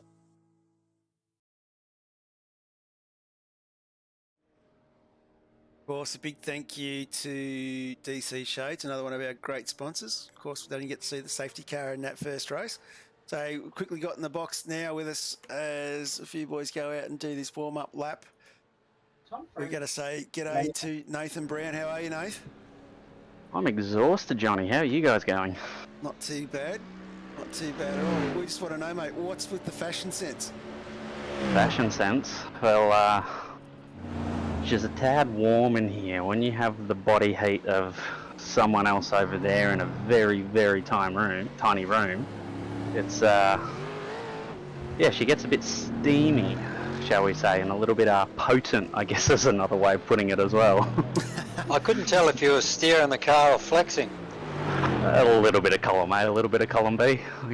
Making a left-hand turn. No, I'm just making myself look funny, but anyways. And the other question was, Race, mate, when we look at your webcam, we only see you, but when we look at Blake's, both of you are in the shot. So he does a lot more online stuff, shall we say. So he's got a little bit better of a view for everyone to see, where I'm just, I'm just new to this, so. So yeah, hold on, just for you and the viewers. There he is. You learn to zoom in on yourself pretty quick. Yeah, absolutely. Oh, well, you pick up a few things, a few tricks of the trade as you go. So race 1, mate, was a bit of a battle for you. What's the plan for race 2? Survive. Got the pit stop out of the way, which is good. I did take a little bit of a punt when that when I heard a little bit of carnage over sort of race control radio and the possibility of a car being stuck and the possibility of a safety car. So I thought, well, we're all the way back here. Stuff it, dive into the pits, and it didn't work for me at all. So now that's out of the way, just survive the start. Hopefully it's going to be a nice clean race. Being around a few of the lead boys did help it turned on the racing line for me essentially, and I got to see what they were doing, and I did learn a little bit. So hopefully with some fresh tyres I'll be able to bring that into this new one and just see where we end up. Right, that's fair basically. enough. Fair enough. That's not bad going. And what's the word from next door? Next door, well, he's a bit funny looking. He's got a weird haircut. Oh, he is racing, yeah, that too. No, I think he was caught up in a few little bingles himself, like not bingles, should I say, like just sort of avoiding cars and just like all of us clipping the odd wall here and there. So he'll survive as well, and yeah, I'm sure he'll tell us how he goes as we get throughout it. We were all just concentrating so much, it made it a little bit hard to do too much else. So There you go, mate. see how it goes. Your time's up, so we're going to send you back downstairs, and good luck. No worries, enjoy, have fun, and I'll try to provide the entertainment on track. No worries, mate. Yeah. See you. Have a good See you, race, mate. And we're about to get going live again. It's amazing how 5 minutes goes quickly. As we'll quickly throw up our grid again. So we've got Jordan Ross on pole with Kenny Latta, Cameron G. Jones, Sean McNamara, Ben Morris, Gianni Lutzu, James Chastanet, Blake Delaney. The first of our pit stoppers, James Scott, Brenton Hobson, Tom Freo. These boys have all stopped. Thomas Freeman is the next stopper. Next one, sorry, he's also stopped. Maguire and Briggs, Chris Ireland, Schultz has not stopped. Matty Stewart has stopped. Everyone else has stopped from here on. Coleman was our first pit stopper. Dave Kirby sitting up in 19th. Luke Holland in 20th. Paul Warwick 21st. 22nd is Warboys. Cracknell in 23rd. Jamie Dyke in 24th. And then we move down to Whiting and Whittaker. Paul Young, Davis in 28. Matty Muscood in 29th. Scotty McKenzie in 30. 31 is Roy Clark from Banter Alliance. Nathan Brown sitting in 32nd, Ash Barella in 33rd, Darren Shannon 34, Matty Brunt all the way back in 35 with Ryan Carlson from Carlson Motorsports in 36. And then in 37, we've got Brady Baldwin. And then we have Sebastian, our race control, and Richie Barella sitting in the 39th as our safety car driver. I think we're in for another cracking race as we go back to live pictures. And better jump on Jordan Ross sitting on the front row. Get out of these scenic shots. And Chris Smart in the chat. How are you, Chris? Good to have you along, mate. As we about to start race 2 here this evening. So It'll be interesting to see when Jordan and the front 5 guys decide to take their pit stop. Yeah, it's going to be a tough decision to make because you know you're going to drop through the field, but do you go early, do you go late, wait for the safety car? We didn't have one that race, so yeah, it's all on the line now. yeah, you've definitely got to roll it out for the safety car. You'd have to. That's the only way I could see you definitely going after that. You know, you've got a long way to go. Well, you can sort of hope it's a bit like the first race. No, it gets spread out a bit. And then if we get a late safety car, you can dive back in. So the boys starting. Yeah, I was surprised we didn't have a safety car. It was a very clean start, so hopefully the boys can get away again. Yeah, hopefully. I'll be keeping an eye on James Scott's start to see if he can launch it off the line this time. No, he was definitely struggling with it last week when we spoke to him in the comm box. He's working very hard on trying to improve that. So interesting to see, because I think being back there in 9th, you don't really want to have a bad start and get jumped again. 9th can turn into 15th real quick, and then you're really at the mercy of that Absolutely. midfield. So Start. Green engines are revving up. 1, 2, 3, 4, 5 red lights. Lights are out and we're away. James Scott's bogged it up again. We're giving commentators curse. Jordan Ross bounces out in the first spot. Kenny Latta coming around the outside, side by side. We're going to go 2 deep wide into this first corner, but looks like Ross with the inside line's going to get it done from Latta. McNamara gets up the inside of Cameron G. Jones there. Lutzu, Scott managed to hang on to 6, so recovered quite well there. There's a few accidents popping up behind us. We'll come back to those in a minute. But it is Jordan Ross going really well. Kenny Latta, McNamara. safety car just been called. Safety car's been called. We'll get the sign out and we'll try and clean up this mess. Yeah, mate. Sorry, one. I was just going to say, like, I didn't see James launch off the line, but he went super deep under brakes on turn 1, and he made a handful of spots, it looked like. So that was a great jump from James. He done really well to stick it up the inside cleanly and not hit anyone, but made a handful of spots. Oh, that's very messy. Got a car on its roof. And it gets flipped back off their roof. We might just go on to Blake Warboys here, see what's happened to Blake.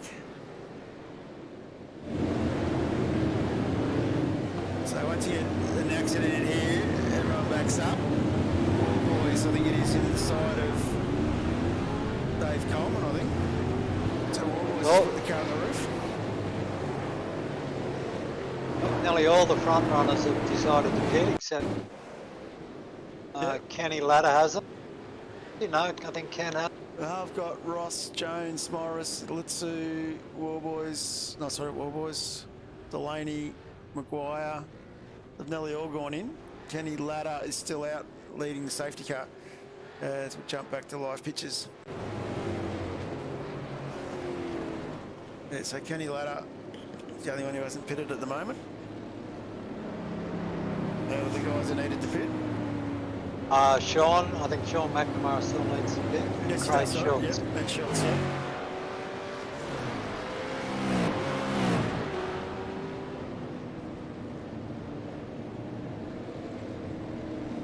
So Jordan Ross has pitted out of the lead, and he's looks like he's come back on track, and he's in 25th spot. So still dropped a lot of spots there.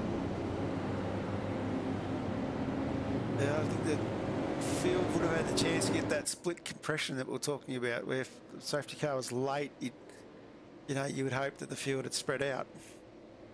Yeah, so but he's still got 30 laps to make plenty of positions. So when we saw James Scott in race 1, he pitted and it came out in 30th, or around there somewhere, and he still managed to get back to the top 10. So Jordan's still got plenty of laps to get through as many cars as he can. Absolutely.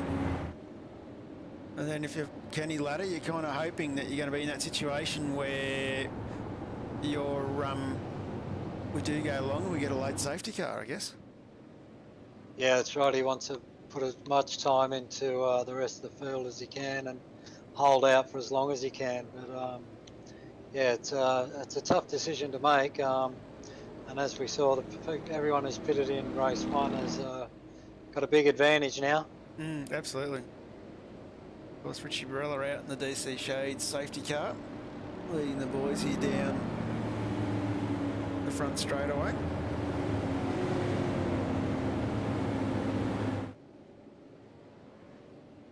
So definitely Cracknell's ducked into the pits as well. I think there'll be a few boys that would have been involved in that. While we're under safety car here, we'll have a quick look at what happened to Roy Clark on the Supercheap Auto replay. That's Roy done here. It's basically almost stopped. Nathan Brown's already missing his rear. And Roy Clark's just nicely stayed out of trouble and parked, hasn't hit anybody. No fun tonight from Roy, is there?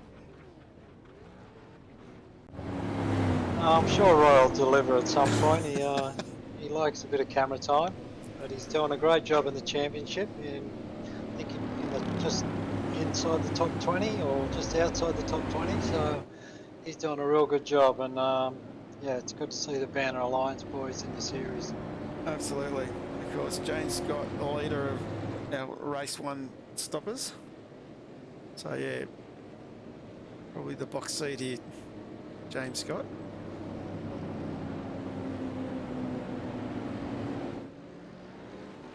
As the safety car pulls away, we're about to go racing. Yeah, James Scott's in the box seat at the moment, but as we saw last race, he's still capable of making the odd mistake here and there, and he hasn't got it won yet. There's still 30 laps to go, so... Richie takes a cheat right into the pits. Sorry. Yeah, still got 30 to go. Anything can happen. But Kenny is off early here. I don't think he's going to wait. Just taking the call and he's gone. So he gets to jump a little bit on McNamara. He's flying. That's a great jump. McNamara in second. James Scott dropped back a little bit. Let's see if we can get through the fountain cleanly this time.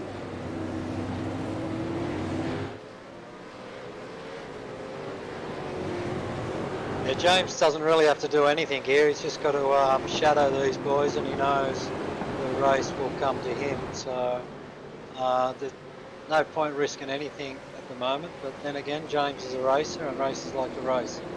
And Sean McNamara from 9.5 Singsport absolutely doing that. We're all over the back of Kenneth Ladder here.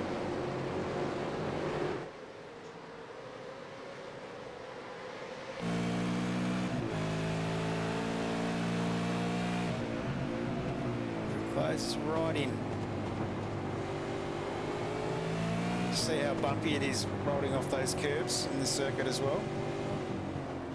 Of course, High Racing scan this as a street circuit.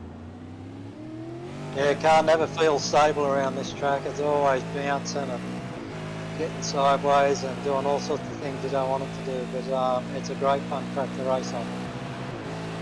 Sean McNamara sets a purple sector race lap. Sorry, James Scott backs that up with a 1:18.528.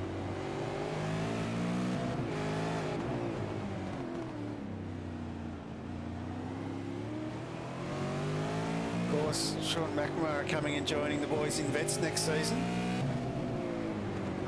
Kenny Ladder enjoying his first season in vets this season.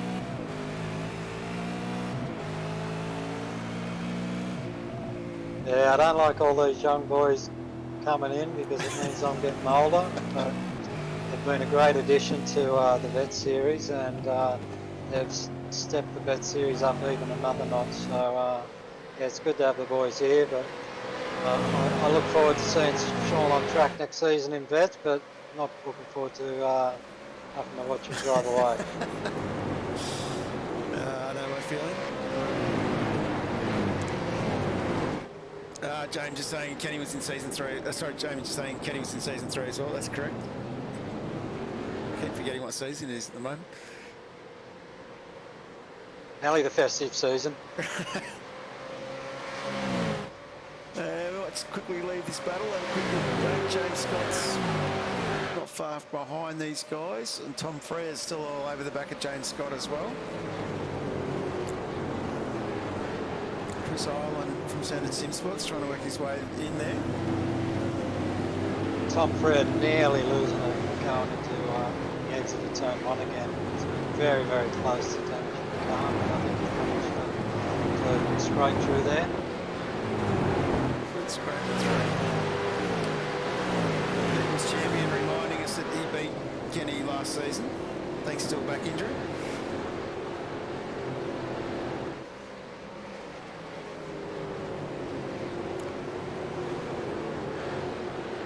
People's champion always out there having a good time, spreading his knowledge, doing a lot of work for the vets, giving us a great fixed setup every week that is used across 3 splits, so you know the setup's got to be good for fast guys and slow guys, and Jamie does a great job of doing that. The vets boys all appreciate it. Absolutely. And we might just jump back. Michael Whiting, he's doing quite well, battling away here. He's sitting in 16th, but Nathan Brown's sitting in front of him. And Nathan Brown in 15th, up 17 spots.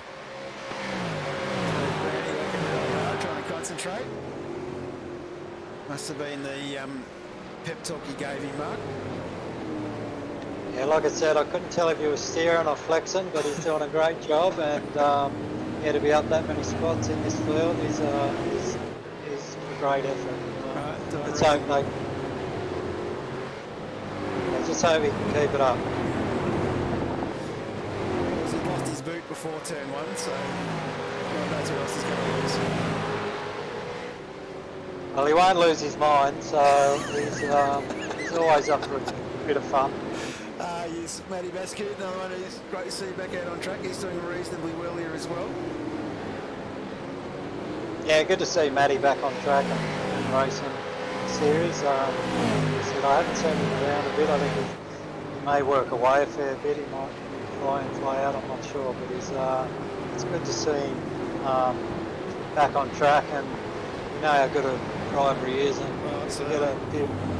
get a few races under his belt, like he'll be challenging in that top 10 zone. He's just one Dave Kirby. Oh, another one into it. This is all happening here coming out of the hairpin. I'm not mentioning any drivers' names anymore.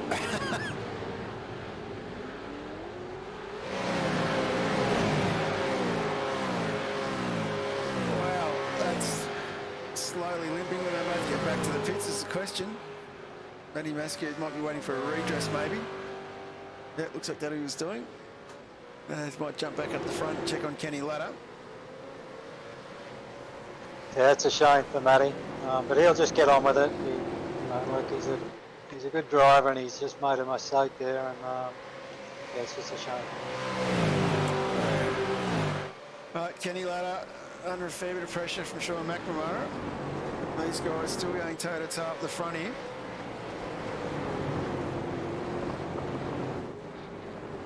Fair bit of pressure.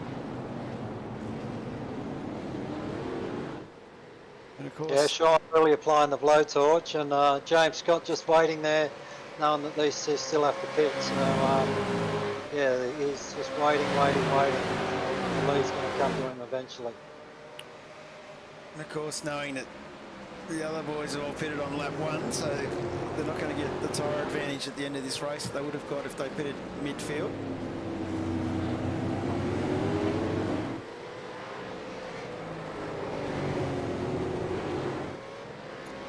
Had some good driving here from all these boys. Chris Island hanging on to the back of Tom Free here as well, so this is a great little battle.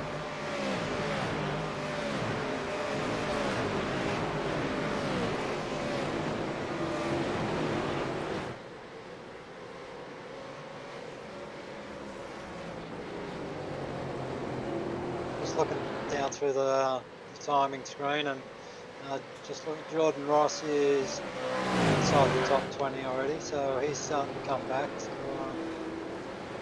yeah, it's interesting next phase of the race to just see if we have a clean run and the front two boys have to pit under green flag racing, or whether we get another safety car and they may choose to dive in the pits there. Of course, Jordan's been involved in something similar there. It's missing his rear wing as he tucks up behind Jamie Dyke. And Roy Clark having an absolute blinder sitting in front of these guys, up 14 spots and 7/8. So, yep, Roy doing a good job. In front of Roy, Nathan Brown, another one doing a good job. Scott McKenzie as well.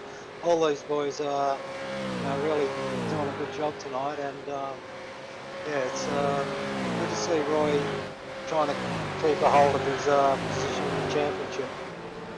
yeah, doing very well from the Banter Alliance, waving the flag. Great to see. So jump back up the front. That gap is closed right up again. He is definitely under a lot of pressure, Ken Ladder. Blake Delaney's been involved in an accident. And look at that one. Delaney coming down here. He might be involved with Luke Holland somewhere along the line. Delaney into the cushions and Holland clipping him there as well. And everyone else getting through safely. Let's jump back to the live pictures. And doing reasonably well. And answer your question, Jamie. Yeah, he's a bit of a gun in the go-kart.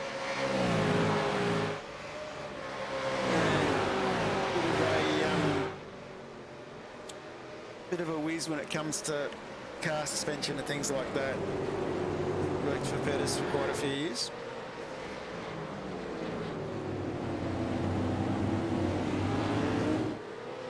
So these boys here still all going toe-to-toe here. Might just jump back. Warboys has got himself into the top 10. it's not there. Quick camera change. On the fly, Wallboy's into the top 10 here. He's doing quite well, putting a fair bit of pressure on Craig Schultz in front, which I think Schultz still needs to pit as well. Out of that one.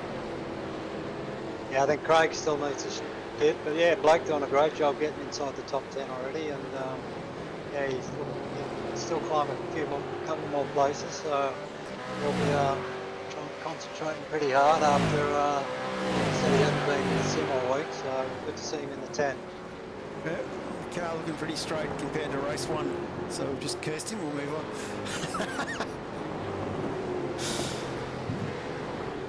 And Michael Whiting, he's up 11 spots in the 14th. And he's putting a fair bit of pressure on Warren Davis, another guy who's doing quite well at the moment. Yeah, all the Fishy boys have showed good pace at this track this week, so they must have a good setup within the team. So yeah, they've all been driving this track really well. Yeah, having a good look here, showing his nose on the inside, letting Warren know he's there. Nicely hits the apex, good drive coming into the aquarium complex around the roundabout.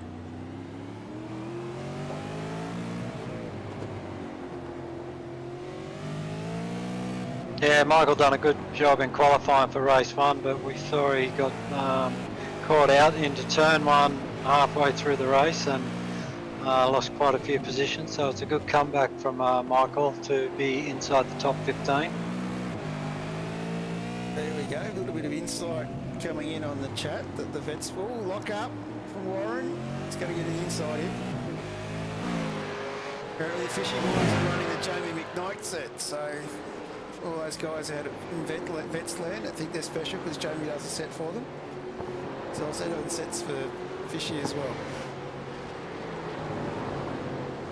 Sorry to burst the bubble.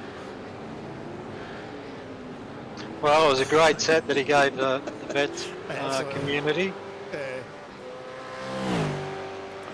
As is every set, every week, he always nails them.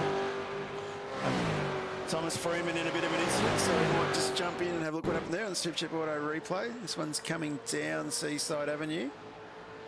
So he's probably going to miss his braking marker here and wind up in the tyres. No, takes the escape road, takes the smarter route. Nice work. Easy recovery, car still intact. And it's going to jump back up. We've had a change. Sean McNamara is now in our race lead, so not sure what's happened to Ken there.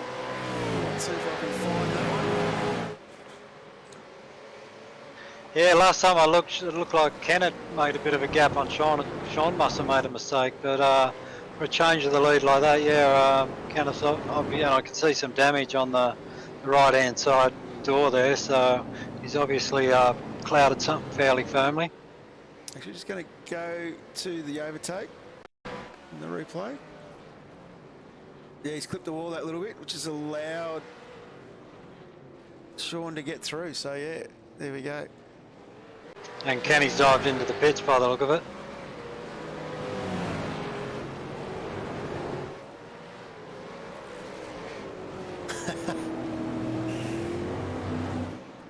Young Jamie from Castle Hills wants me to remind you that you had some concerns over the People's Champion sets in Season 7. And he told you that he's got this. Season 7?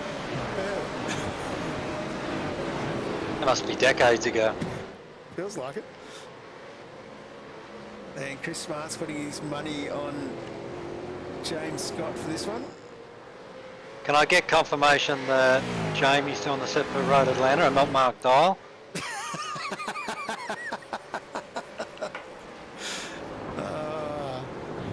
That brings back memories.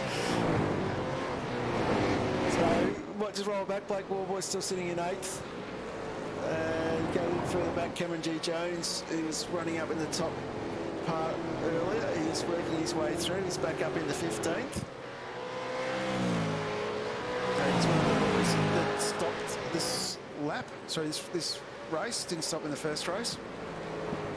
So we're on lap 15 at 32 here, so just about at the midway point.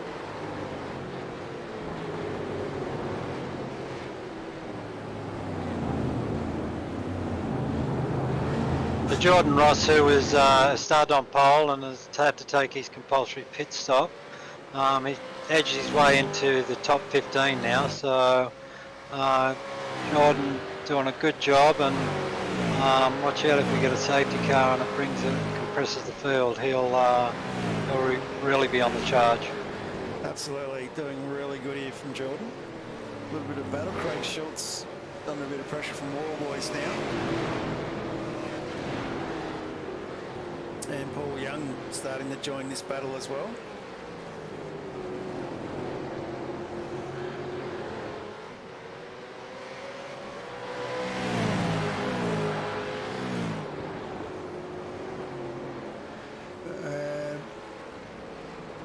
Not much in this one. It's going to probably come down to a good drive out of the last corner.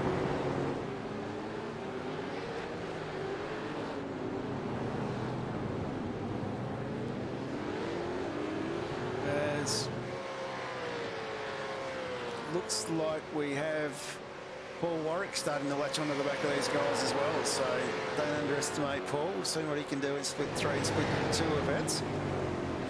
Wallboy's having a look up the inside here, and nicely through, gets the job done. So that moves Wallboys up into 7th. With Adam Brinks now 5 seconds up the road. James Scott now starting to close the gap up to Sean McNamara. Tom Fryer still latching on behind him, so Tom's doing really well here to hang on.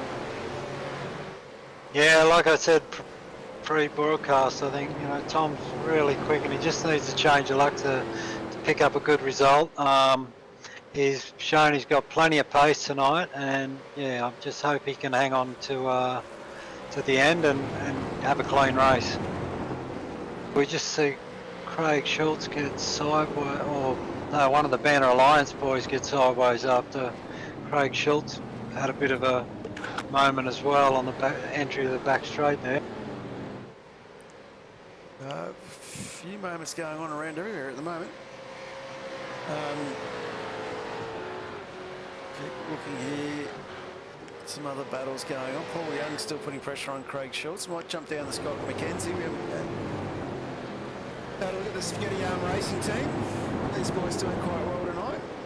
So Scott, of course, one of the new guys in the league. He's up 11 spots in 19th, but he's putting a lot of pressure on James Chastaneef at the moment. And Brenton Hobson being questioned. Hobbo is sitting in 5th at the moment, so he's still got to get past Chris Island and Tom Frere, but that wouldn't rule him out for a podium either.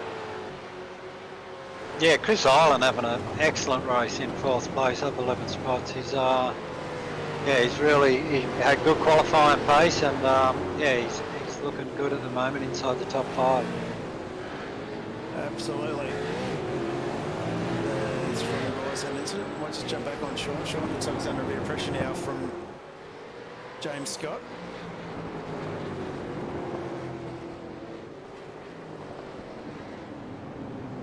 Tom Free's now bunched up on this one here as well. So Tom joining into this, having in the box seat to watch the action in front of him.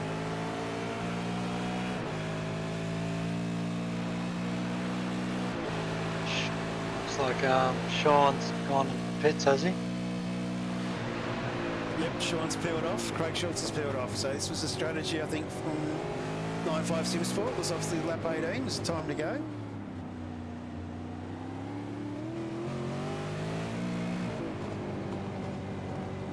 Yeah, Sean probably calculated where he's going to come back out and have fresh tyres, and maybe score some good points for the night and still be in a good position. Yeah, rolling on nicely here. So Sean coming back out, he's out in 18th. That's not too bad. Puts himself out in front of Roy Clark. A little bit of a mistake there from Tom Free. Managed to keep it off the wall though. And might just take the opportunity while things settle down for a little bit before we get into the last 10 laps of this race to have a very quick word from our sponsor.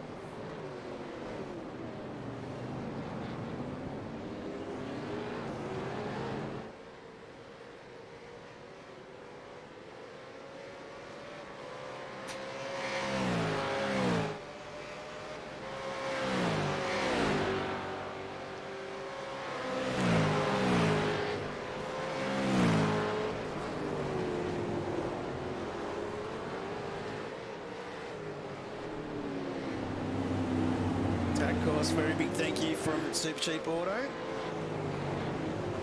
Very much appreciate what's their support of the series, as Roy Clark is being involved in an incident, which I think maybe was Sean McNamara. Well, there's a car spun in front. Not sure who that was. I think that might have been Roy Clark, actually.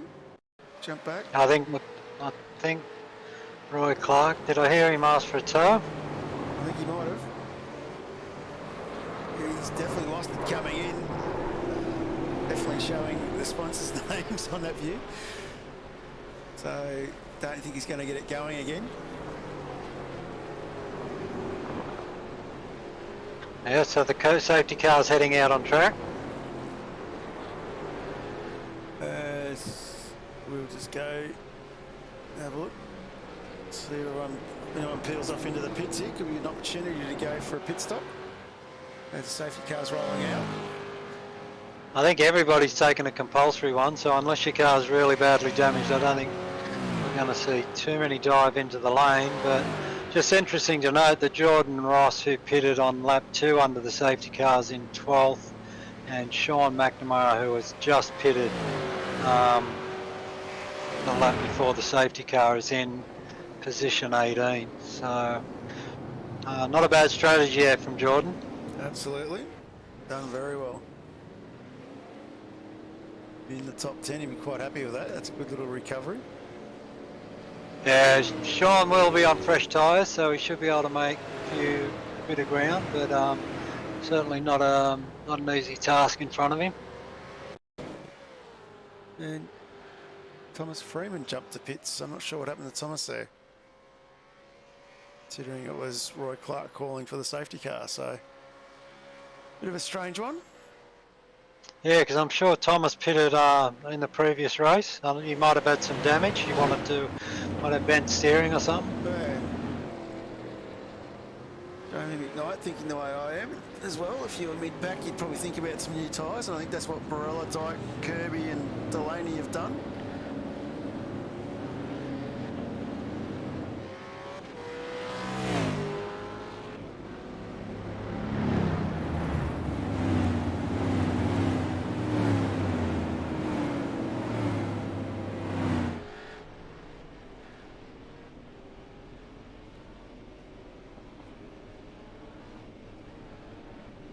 So we've got James Scott, Tom Freer, Chris Ireland doing a great job, Brenton Hobson, Adam Briggs, Blake Warbies, Paul Warwick, another great job, Paul Young, Michael Whiting, Matt Stewart as your top 10 so far. Yep, absolutely doing really well here.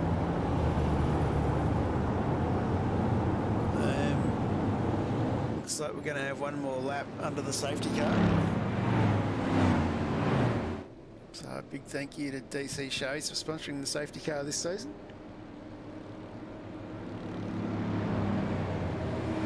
Big shout out to all of our other sponsors, including the Pool Guys, Varela Cabinets and West End Motor Group. Includes names like Too Easy Finance, Mazda, Peugeot Trucks. Trying to remember them all now, I'll keep going. And not to mention GMV as well. So definitely some good sponsors, some good brands in there, and Isuzu Utes. Yeah, the windscreen banner, as you can see on the cars, the West End Motor Group windscreen banner looks great, and yeah, really appreciate the effort the sponsors put in to give us this series. I'll get it right by the end of the season, Jamie, I promise. And of course, DC stands for Dave Coleman for the DC Shows. There's no question asked in the chat there. So expect the safety car to pull away this lap, hopefully. And we'll get back to some green flag racing. So a few things to look towards here. It's going to close the gap up for Scott and Freya, but also brings Chris Ireland back up to the back, brings Brenton Hobson and Adam Briggs back in. So don't underestimate Adam Briggs. As safety car clears out, Adam Briggs, of course, our current champion of the series. Blake Wall was our season 1 champion, sitting back in 6th. He's done well to up 16 spots to get himself into the top 10. Paul Young in 8th, Whiting, Matt Stewart, Warren Davis and Jordan Ross back in 12th. So keep an eye on Jordan because he will be the man to be looking out for.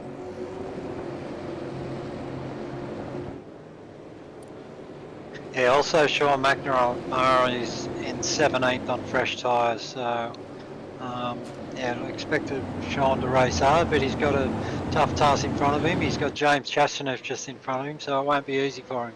And you've got a spinner in the back there. I'm not sure who that was, but we'll keep on the front pictures here.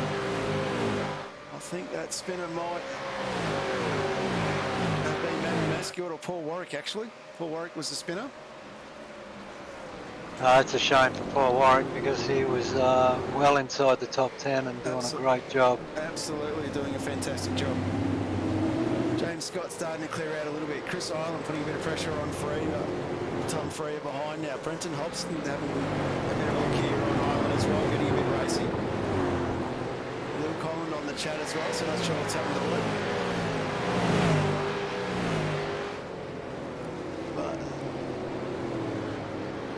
Too wide.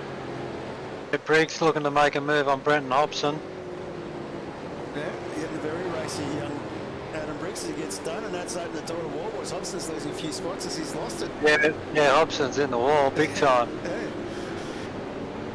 So, we'll see if we can get that going, or if he's stuck in the middle of the track. We might just roll back up Adam Briggs and Warboys.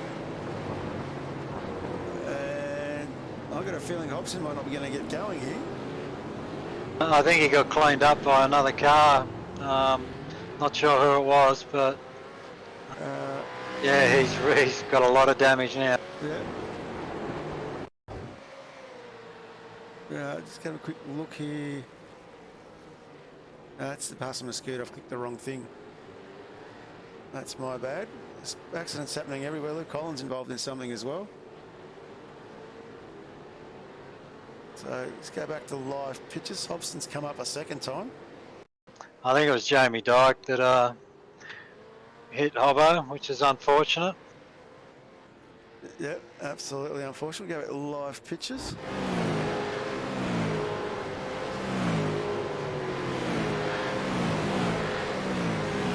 And I'm just going to cut and paste that from Jamie.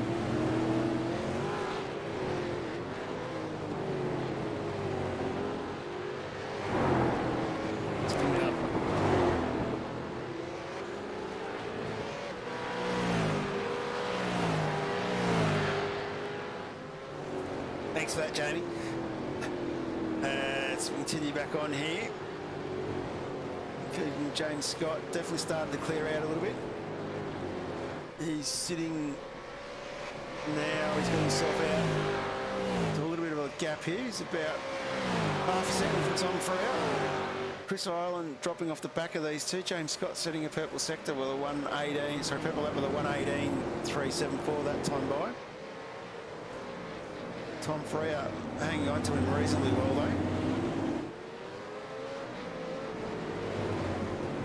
Yeah, Tom just trying to hang in the draft there and keep James inside. I also see Kenneth Ladder's got past Sean McNamara, so Sean must have made a mistake somewhere, or can he set up a good pass somewhere, but Sean will be a bit frustrated with that. Absolutely. Might just drop back, have a quick look at how Jordan Ross is getting on. So he's definitely all up the back of Matty Stewart here. A little bit careful. He's got Cameron Jones hanging onto the back of Jordan as well. So Cameron showed a fair bit of pace in the front.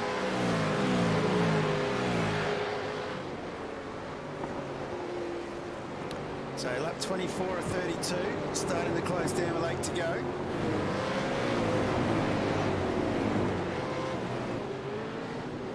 So Brenton Hobson's the big loser tonight, unfortunately.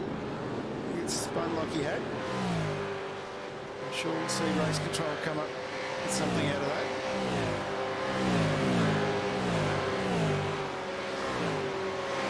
Yeah, I didn't see what sent him into the wall, whether it was a mistake or whether he got some help, but yeah, really bad luck for Brenton. You don't often see him in the wall like that. Might just go back here, see if I've got this one right on the Supercheap Auto replay. He's come around there. And drifted out. I think he's lost it himself, unfortunately. Wallboys just sneaks through, and I think someone else collected him, as you said. I think it was Jamie Dyke. I think about 10, 15 cars got past him, but then yeah, Jamie Dyke just didn't quite squeeze through, and yeah, it was unlucky because Jamie bang. Yep, got him facing the wrong way. Very unlucky for our championship leader there. Manages to get the car going forward. They're still going. It's the main thing. Still get some points.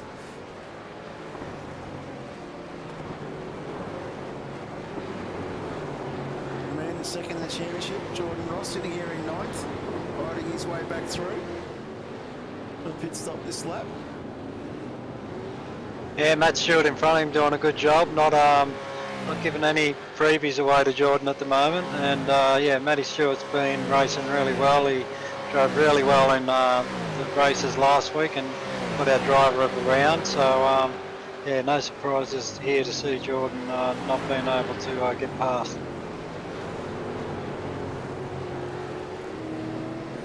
Might just go up the road a little bit to P6, where we've got Paul Young up 21 spots.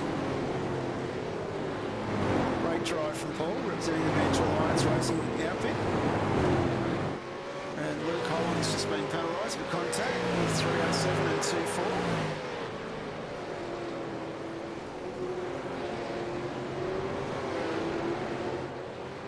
Of course, 307 was that David Kirby incident we saw going into the wall before, and Scotty McKenzie.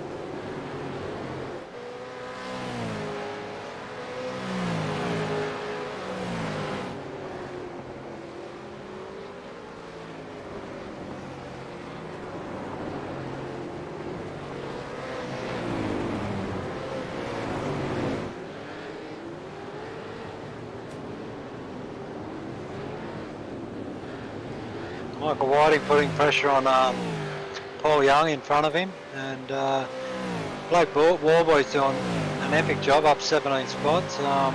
Yeah, he was having all sorts of problems during the last race, but he's hung in there tough, and he's inside the top 5, so probably lucky for everybody that he wasn't in the sim all week. Yeah, definitely.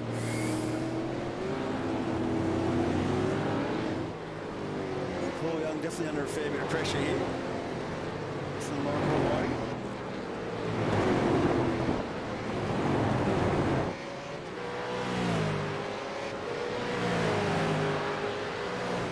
Boys cleared up the road here by a good second and a half. Might jump on with Chris Island. Chris Island now coming under a bit of pressure from Adam Briggs.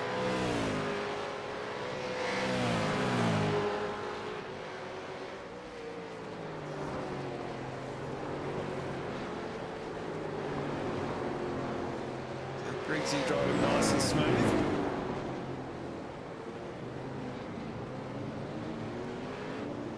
I don't rule out Adam Briggs getting himself on the podium here to lock it out for Synergy Sim Racing. Yeah, I wouldn't be surprised at that, but in saying that, it's been a great night of racing from Chris Island. He's done an epic job, and yeah, he's currently in 3rd spot, and he's driving really well, and he's under a lot of pressure, but I hope he can hang in there. Yeah, been a sensational drive for him. Of course, Chris was one of the co-drivers in the Sandown 500 in the Logitech G Pro Series.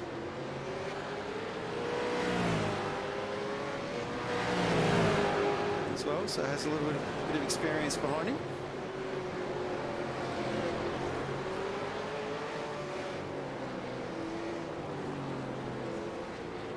Yeah, well, you don't run 3rd in the top 3 in this league without being a good driver, because there's plenty of very good drivers in this league. So to be in the top 3 shows you Chris has got plenty of pace in the car. Absolutely. Let's have a quick look where Sean McNamara is. He's just got himself past Kenny Ladder. So Sean's fighting back hard, rolls back into 13th, working his way forward. Johnny Lutzer, who came in for the earlier pit stop, is in 11th. There's Cameron G. Jones, Jordan Ross, all those earlier stoppers stopped on lap 1. And the first Yeah, it seemed like the smart play now, doesn't it, to have made that pit stop. But Sean McNamara and Kenny Latta, they've been having a ding-dong battle all night in both races. Absolutely. Want to move forward. Cameron G. Jones, of course, chasing down Jordan Ross in front of him. And still battling with Matt Stewart, these boys. So this battle pack here starting to close up behind the Whiting, Paul Young. So 3 laps to go. Still anything can happen.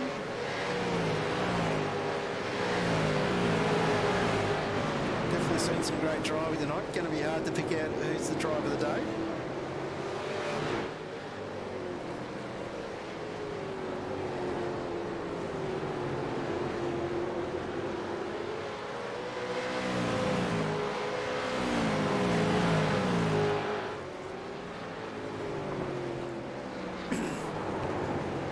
Adam Briggs now under a lot of pressure.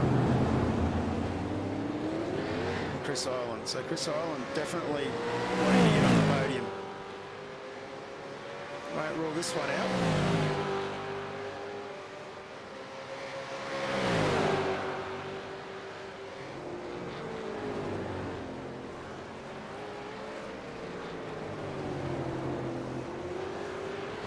I didn't see where Adam was able to get past Chris, but Chris is still trying to fight back.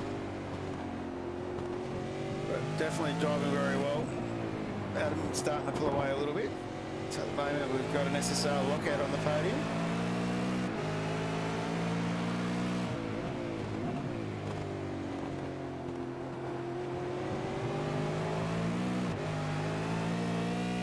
And Briggsy pulling away here, so he might jump back to Michael Whiting.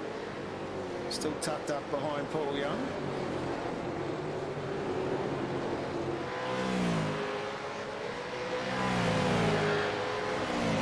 Michael Whiting driving quite well in this second race. He's up 18 spots. Paul Young up 21 spots as well.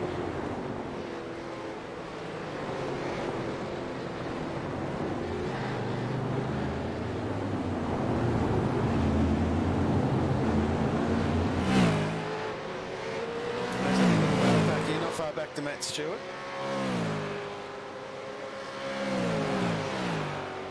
And you see what Whiting can do. And might just throw ourselves back in the thick of this battle. Gianni Lutzi's caught onto the back of Cameron G. Jones as well. Gianni showing a lot of pace here. Yeah, Gianni doing a great job. We've only got a lap and a half to go, so going to be tough to make positions from here on in unless somebody makes a mistake.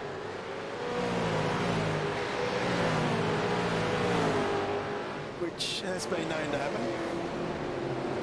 Sean McNamara just got past James Chastaneuf as well, so Sean up into 12th. It's a good recovery from someone who's had to make a pit stop as well. He had a sequence with the other guys that did, Jordan Ross in the 9. I think Jordan would be pretty happy with that, considering the fact that they had to make the stop in this race where everyone else didn't.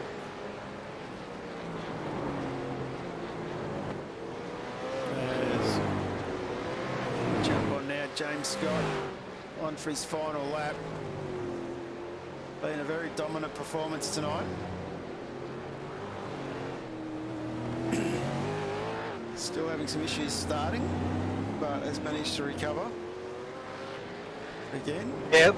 Yeah, well, we saw him struggle to get off the line in race 1, lost a handful of spots, and he made a mistake and got hit by another car, pitted back into 30th, and was still able to get back in well inside the top 10 to start on the 4th row of the grid, I think it was, and then now leading race 1. So, yeah, good night's work from James.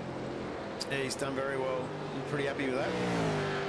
And interesting that Jordan Ross won race 1 and started on pole and pitted, and he's back up to 9th. So he's made one less spot than James tonight after the pit stop. So very, very close performances.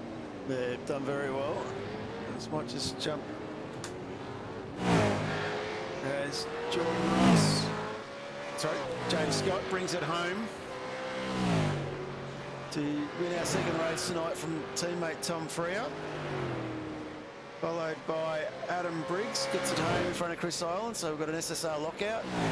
Warboys home up 17 spots, 5th. Paul Young is going to hang on from Michael Whiting, 21 spots in the 6th. Michael Whiting in 7th, 8th will be Matty Stewart. Jordan Ross, as we said, looks like he's going to bring it home in 9th. 10 is Jones, Liuzzi, McNamara, Kenny Ladder. Leading the race early on. He's back in at 13th. James Chastaneath in 14. Warren Davis up 13 spots to 15. Matty Whitaker up 10. Schultz in 17. Maguire, Delaney, Morris, Nathan Brown in 24. First, Mattis Muscu 22nd. Shannon 23rd. Barella 24. Bobo all the way back in 25th. So our championship leader way back on that one. Paul Warwick 26th. Scotty McKenzie 27. Kirby 28. Holland 29. Coleman, Dyke, Clark, Freeman, Cracknell round out the field. What a race. What a two races. It was some very good battles tonight, and yeah, James Scott showing us how fast he is, and yeah, but we've all through the field there's been great racing, good close hard racing, and we saw from the Synergy boys that, you know, there is no team orders and they're prepared to rub panels and race hard and entertain us with some quality racing. Absolutely. We just seem to be getting quality racing race after race with these guys at the moment. It's been great to see. Boys trying to do a few burnouts here. What we might do, we'll have a quick look at James Scott's start for the second race here. As definitely a bit slow. Manages to get some good control, eventually gets it going. And of course we need to think who our driver of the day was, Mark. Yeah, I've been kind of racking my brain who is driver of the day, but I'm going to say it's got to be James Scott. Like, he's qualified on pole, he ended up in all sorts of trouble in race one and probably pitted when he didn't want to, with a lot of damage, and was able to recover from that to get inside the top 10 and then win race 2. So, I mean, it's hard to go past that type of performance for me. Yeah, no, he has done well tonight. Been very dominant. We might just see if we can have a look at that turn one incident again. Might just slow this down a little bit. So definitely very crowded going into turn one when you're up the back here, isn't it? Yeah, it's not the place you want to be, and these guys, generally people show a fair bit of patience, but it does bottleneck there, and it can catch you out really, really quick. The closing speed there is very fast, and all of a sudden it funnels into nothing. Yeah, absolutely. And we might just Warwick. Another one there. So yeah, once you get someone involved in an incident like in here, this car's going everywhere. It's just a bit of a bottleneck, isn't it? Yeah, well, you can see from the back of the pack there, it's like peak hour traffic, and when everybody wants to be racing, it's hard to be back there and be patient, but that's what you've got to be, and you can't, as the saying goes, you can't win it on lap 1, but you can certainly lose it. Absolutely, and we're going to have a quick chat to our race winner from race 2, James Scott. How are you, James? Yeah, pretty good, mate. How are you? Yeah, not too bad.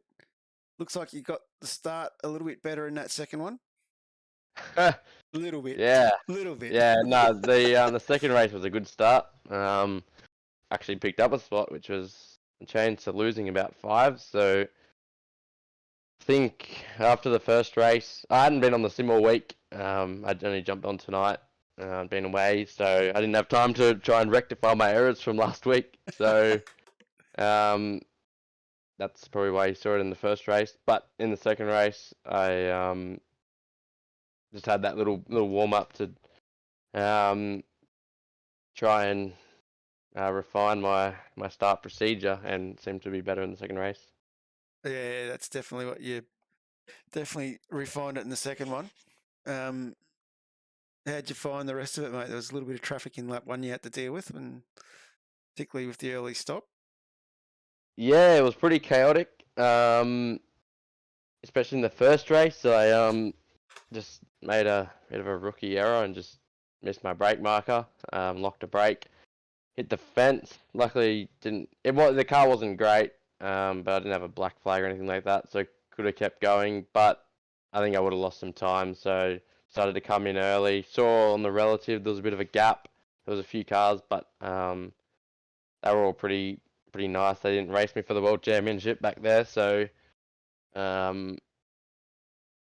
no, I got away with a ninth in that one. Still managed to finish P1 of the guys who stopped. So that set me up for a pretty easy race too, really. No, it sounds good, doesn't it? In that sense, we might save you a little battle here. We might have a quick chat to our P3 man and current league champion, Adam Briggs. How are you, Briggsy? Yeah, good. Making it hard for myself these last couple of rounds, but nah, doing all right. So, yeah. You did well in that second one, mate. You definitely held on with a lot of pressure from Chris Island behind you. Yeah, Chris has obviously had a really good round, So, yeah, he was driving really, really well, and I just had to be smart to put a move on him, and then I pretty much used all my tyre getting to him. So, by the time I got in front of him, it was a bit shaky. So, yeah, then I had to sort of stick it out. So, yeah, so it was a good battle with him. Yeah, so thanks, Mr. Island. So, yeah. Yeah, and of course, the other one too, James, you got in the Combox's drive of the day as well, mate. So, forgot to mention that a second ago. Yeah, it's good. It's always good to put on a good performance in the series. But tonight probably wasn't. The results were pretty good, but performance for myself was a little scrappy. So don't know where next week is, but have to see what we can do to be a bit better. Next week is Super Sprints again at Winton. So 3 weeks of Super Sprints after our Enduro. So Winton will be a tough place. I think, like after you made that mistake, Scott, and you probably took a pit stop when you didn't really want to because the car was a bit damaged, and then to come back through the field on a track like this as you did, I think, just goes to show you how well you are at actually driving. Yeah, it was good. Made that mistake, got some new tyres on, and pretty much for the rest of that race just drove qualifying laps, really. I could see on my relative I was catching the leaders. I knew after sort of a few laps that if they didn't pit by then, if they decided to do a late pit stop or anything like that, they would come out behind. So still trying to push harder past, I think it was one of the fishy cars on the second last lap. So it was good to move off another spot, but just have to refine that error. Yeah, a bit more time and a bit more practice, as you said last week. We'll have that one. Yeah, lucky you're starting on pole when this happens. Yeah, that's it. Yeah, the qualifying was pretty tough as well with a lot of cars, but got a good lap in early, which makes it a hell of a lot easier. Yeah, so it doesn't look like Tom's going to join us, so I'll let you two boys fight over doing the honours. I just about rattled them all off last night in the P2 split 2 broadcast with vets because Pete Kelleher's livery didn't load up. So it'll be interesting to see which ones I missed. So I'll leave it up to you boys to give a shout out. I'll do it if you want. Obviously we got Wave Runner Performance Center, Too Easy Finance, Western Mazda, JK Signs, Smith and Sons, Dr. Epoxy, and obviously Positives Mechanical as well. Can't forget them. And obviously all the guys at SSR. And yeah, thanks to you guys for the broadcast. And yeah, we'll see what we can do next week. Next week's Winton, of course. And we might say big thank you to everyone out there who's been in the chat or joining us along. A few boys very chirpy tonight in the chat as well. So big thanks to Steve and Jamie and Chris as well, and a couple of others that dropped in. And we'll close the broadcast out with a few messages from our sponsors. So any last words from you, Mark, who's going to leave me next week for a week off? Yeah, final words, I guess. Like congrats to James and Adam and the rest of the drivers. James put on a great show tonight, and looking forward to putting my feet up for a week in the motorhome up at Southwest Rocks in the national park there, and I'll be watching on YouTube next week. So good luck with the broadcast, and good luck for all the drivers at Winton. No worries. Thanks, Mark. And on that note, we'll say a big thank you to everybody, and we'll see you all again next week. There's no arguing that people love their cars. We weren't arguing. They talk about their cars, sing about their cars. Some people even look like their car. Whether it's an old car, new old car, fast car, family car, electric car, race car, two-wheel car, no-wheel car, or a car you know's parked around here somewhere. People who love their cars love to tinker with them. Some people tinker big, some people tinker small, some people tinker some degree between those two variables. Whose voice is that? And that's where Supercheap Auto comes in. We've been helping people tinker for 50 years. For people like Bill, Lucy, Kevin, other Kevin. Oi, get off my car! Didn't catch this guy's name. It's Kevin. Not Patrick. He doesn't shop with us. Whoever you are, whatever you drive, we'll help you make it super. Because super is our middle name. Well, technically it's our first. Shutters are a great option for a window treatment in that they're more practical than, for example, a roller blind in most cases, because it's not just open or closed. You do have the benefit of being able to close them for your privacy and also open them to allow light and air. For a homeowner who's trying to get educated on what plantation shutters are right for them, the 4 things that I think are the most important are: 1, what material it's made out of; 2, the quality of whichever material you choose; 3, the paint finish; and then 4, the construction quality of the actual shutter itself. High Profile is a solid timber product for a start. A lot of our competitors use a composite or what they call a laminated style or a laminated louver. Timber is very inherent with distortion and bowing, so we engineer the product, we finger joint the product to get maximum yield from the material, plus also to reduce the distortion. Probably one of the main differences with our product is it's actually a solid wood. You can rely on the fact that what you're buying is not a veneer and it will not fall apart. We then coat the material in a polyurethane top coat. The benefit of the polyurethane is it's quite flexible and it looks great and it's very long lasting. So the product has the benefit of light control and privacy. Whenever you're looking at your timber shutters, you want something that has been made from scratch and then finished as a whole unit. Will give you the best quality finish for the product as a whole.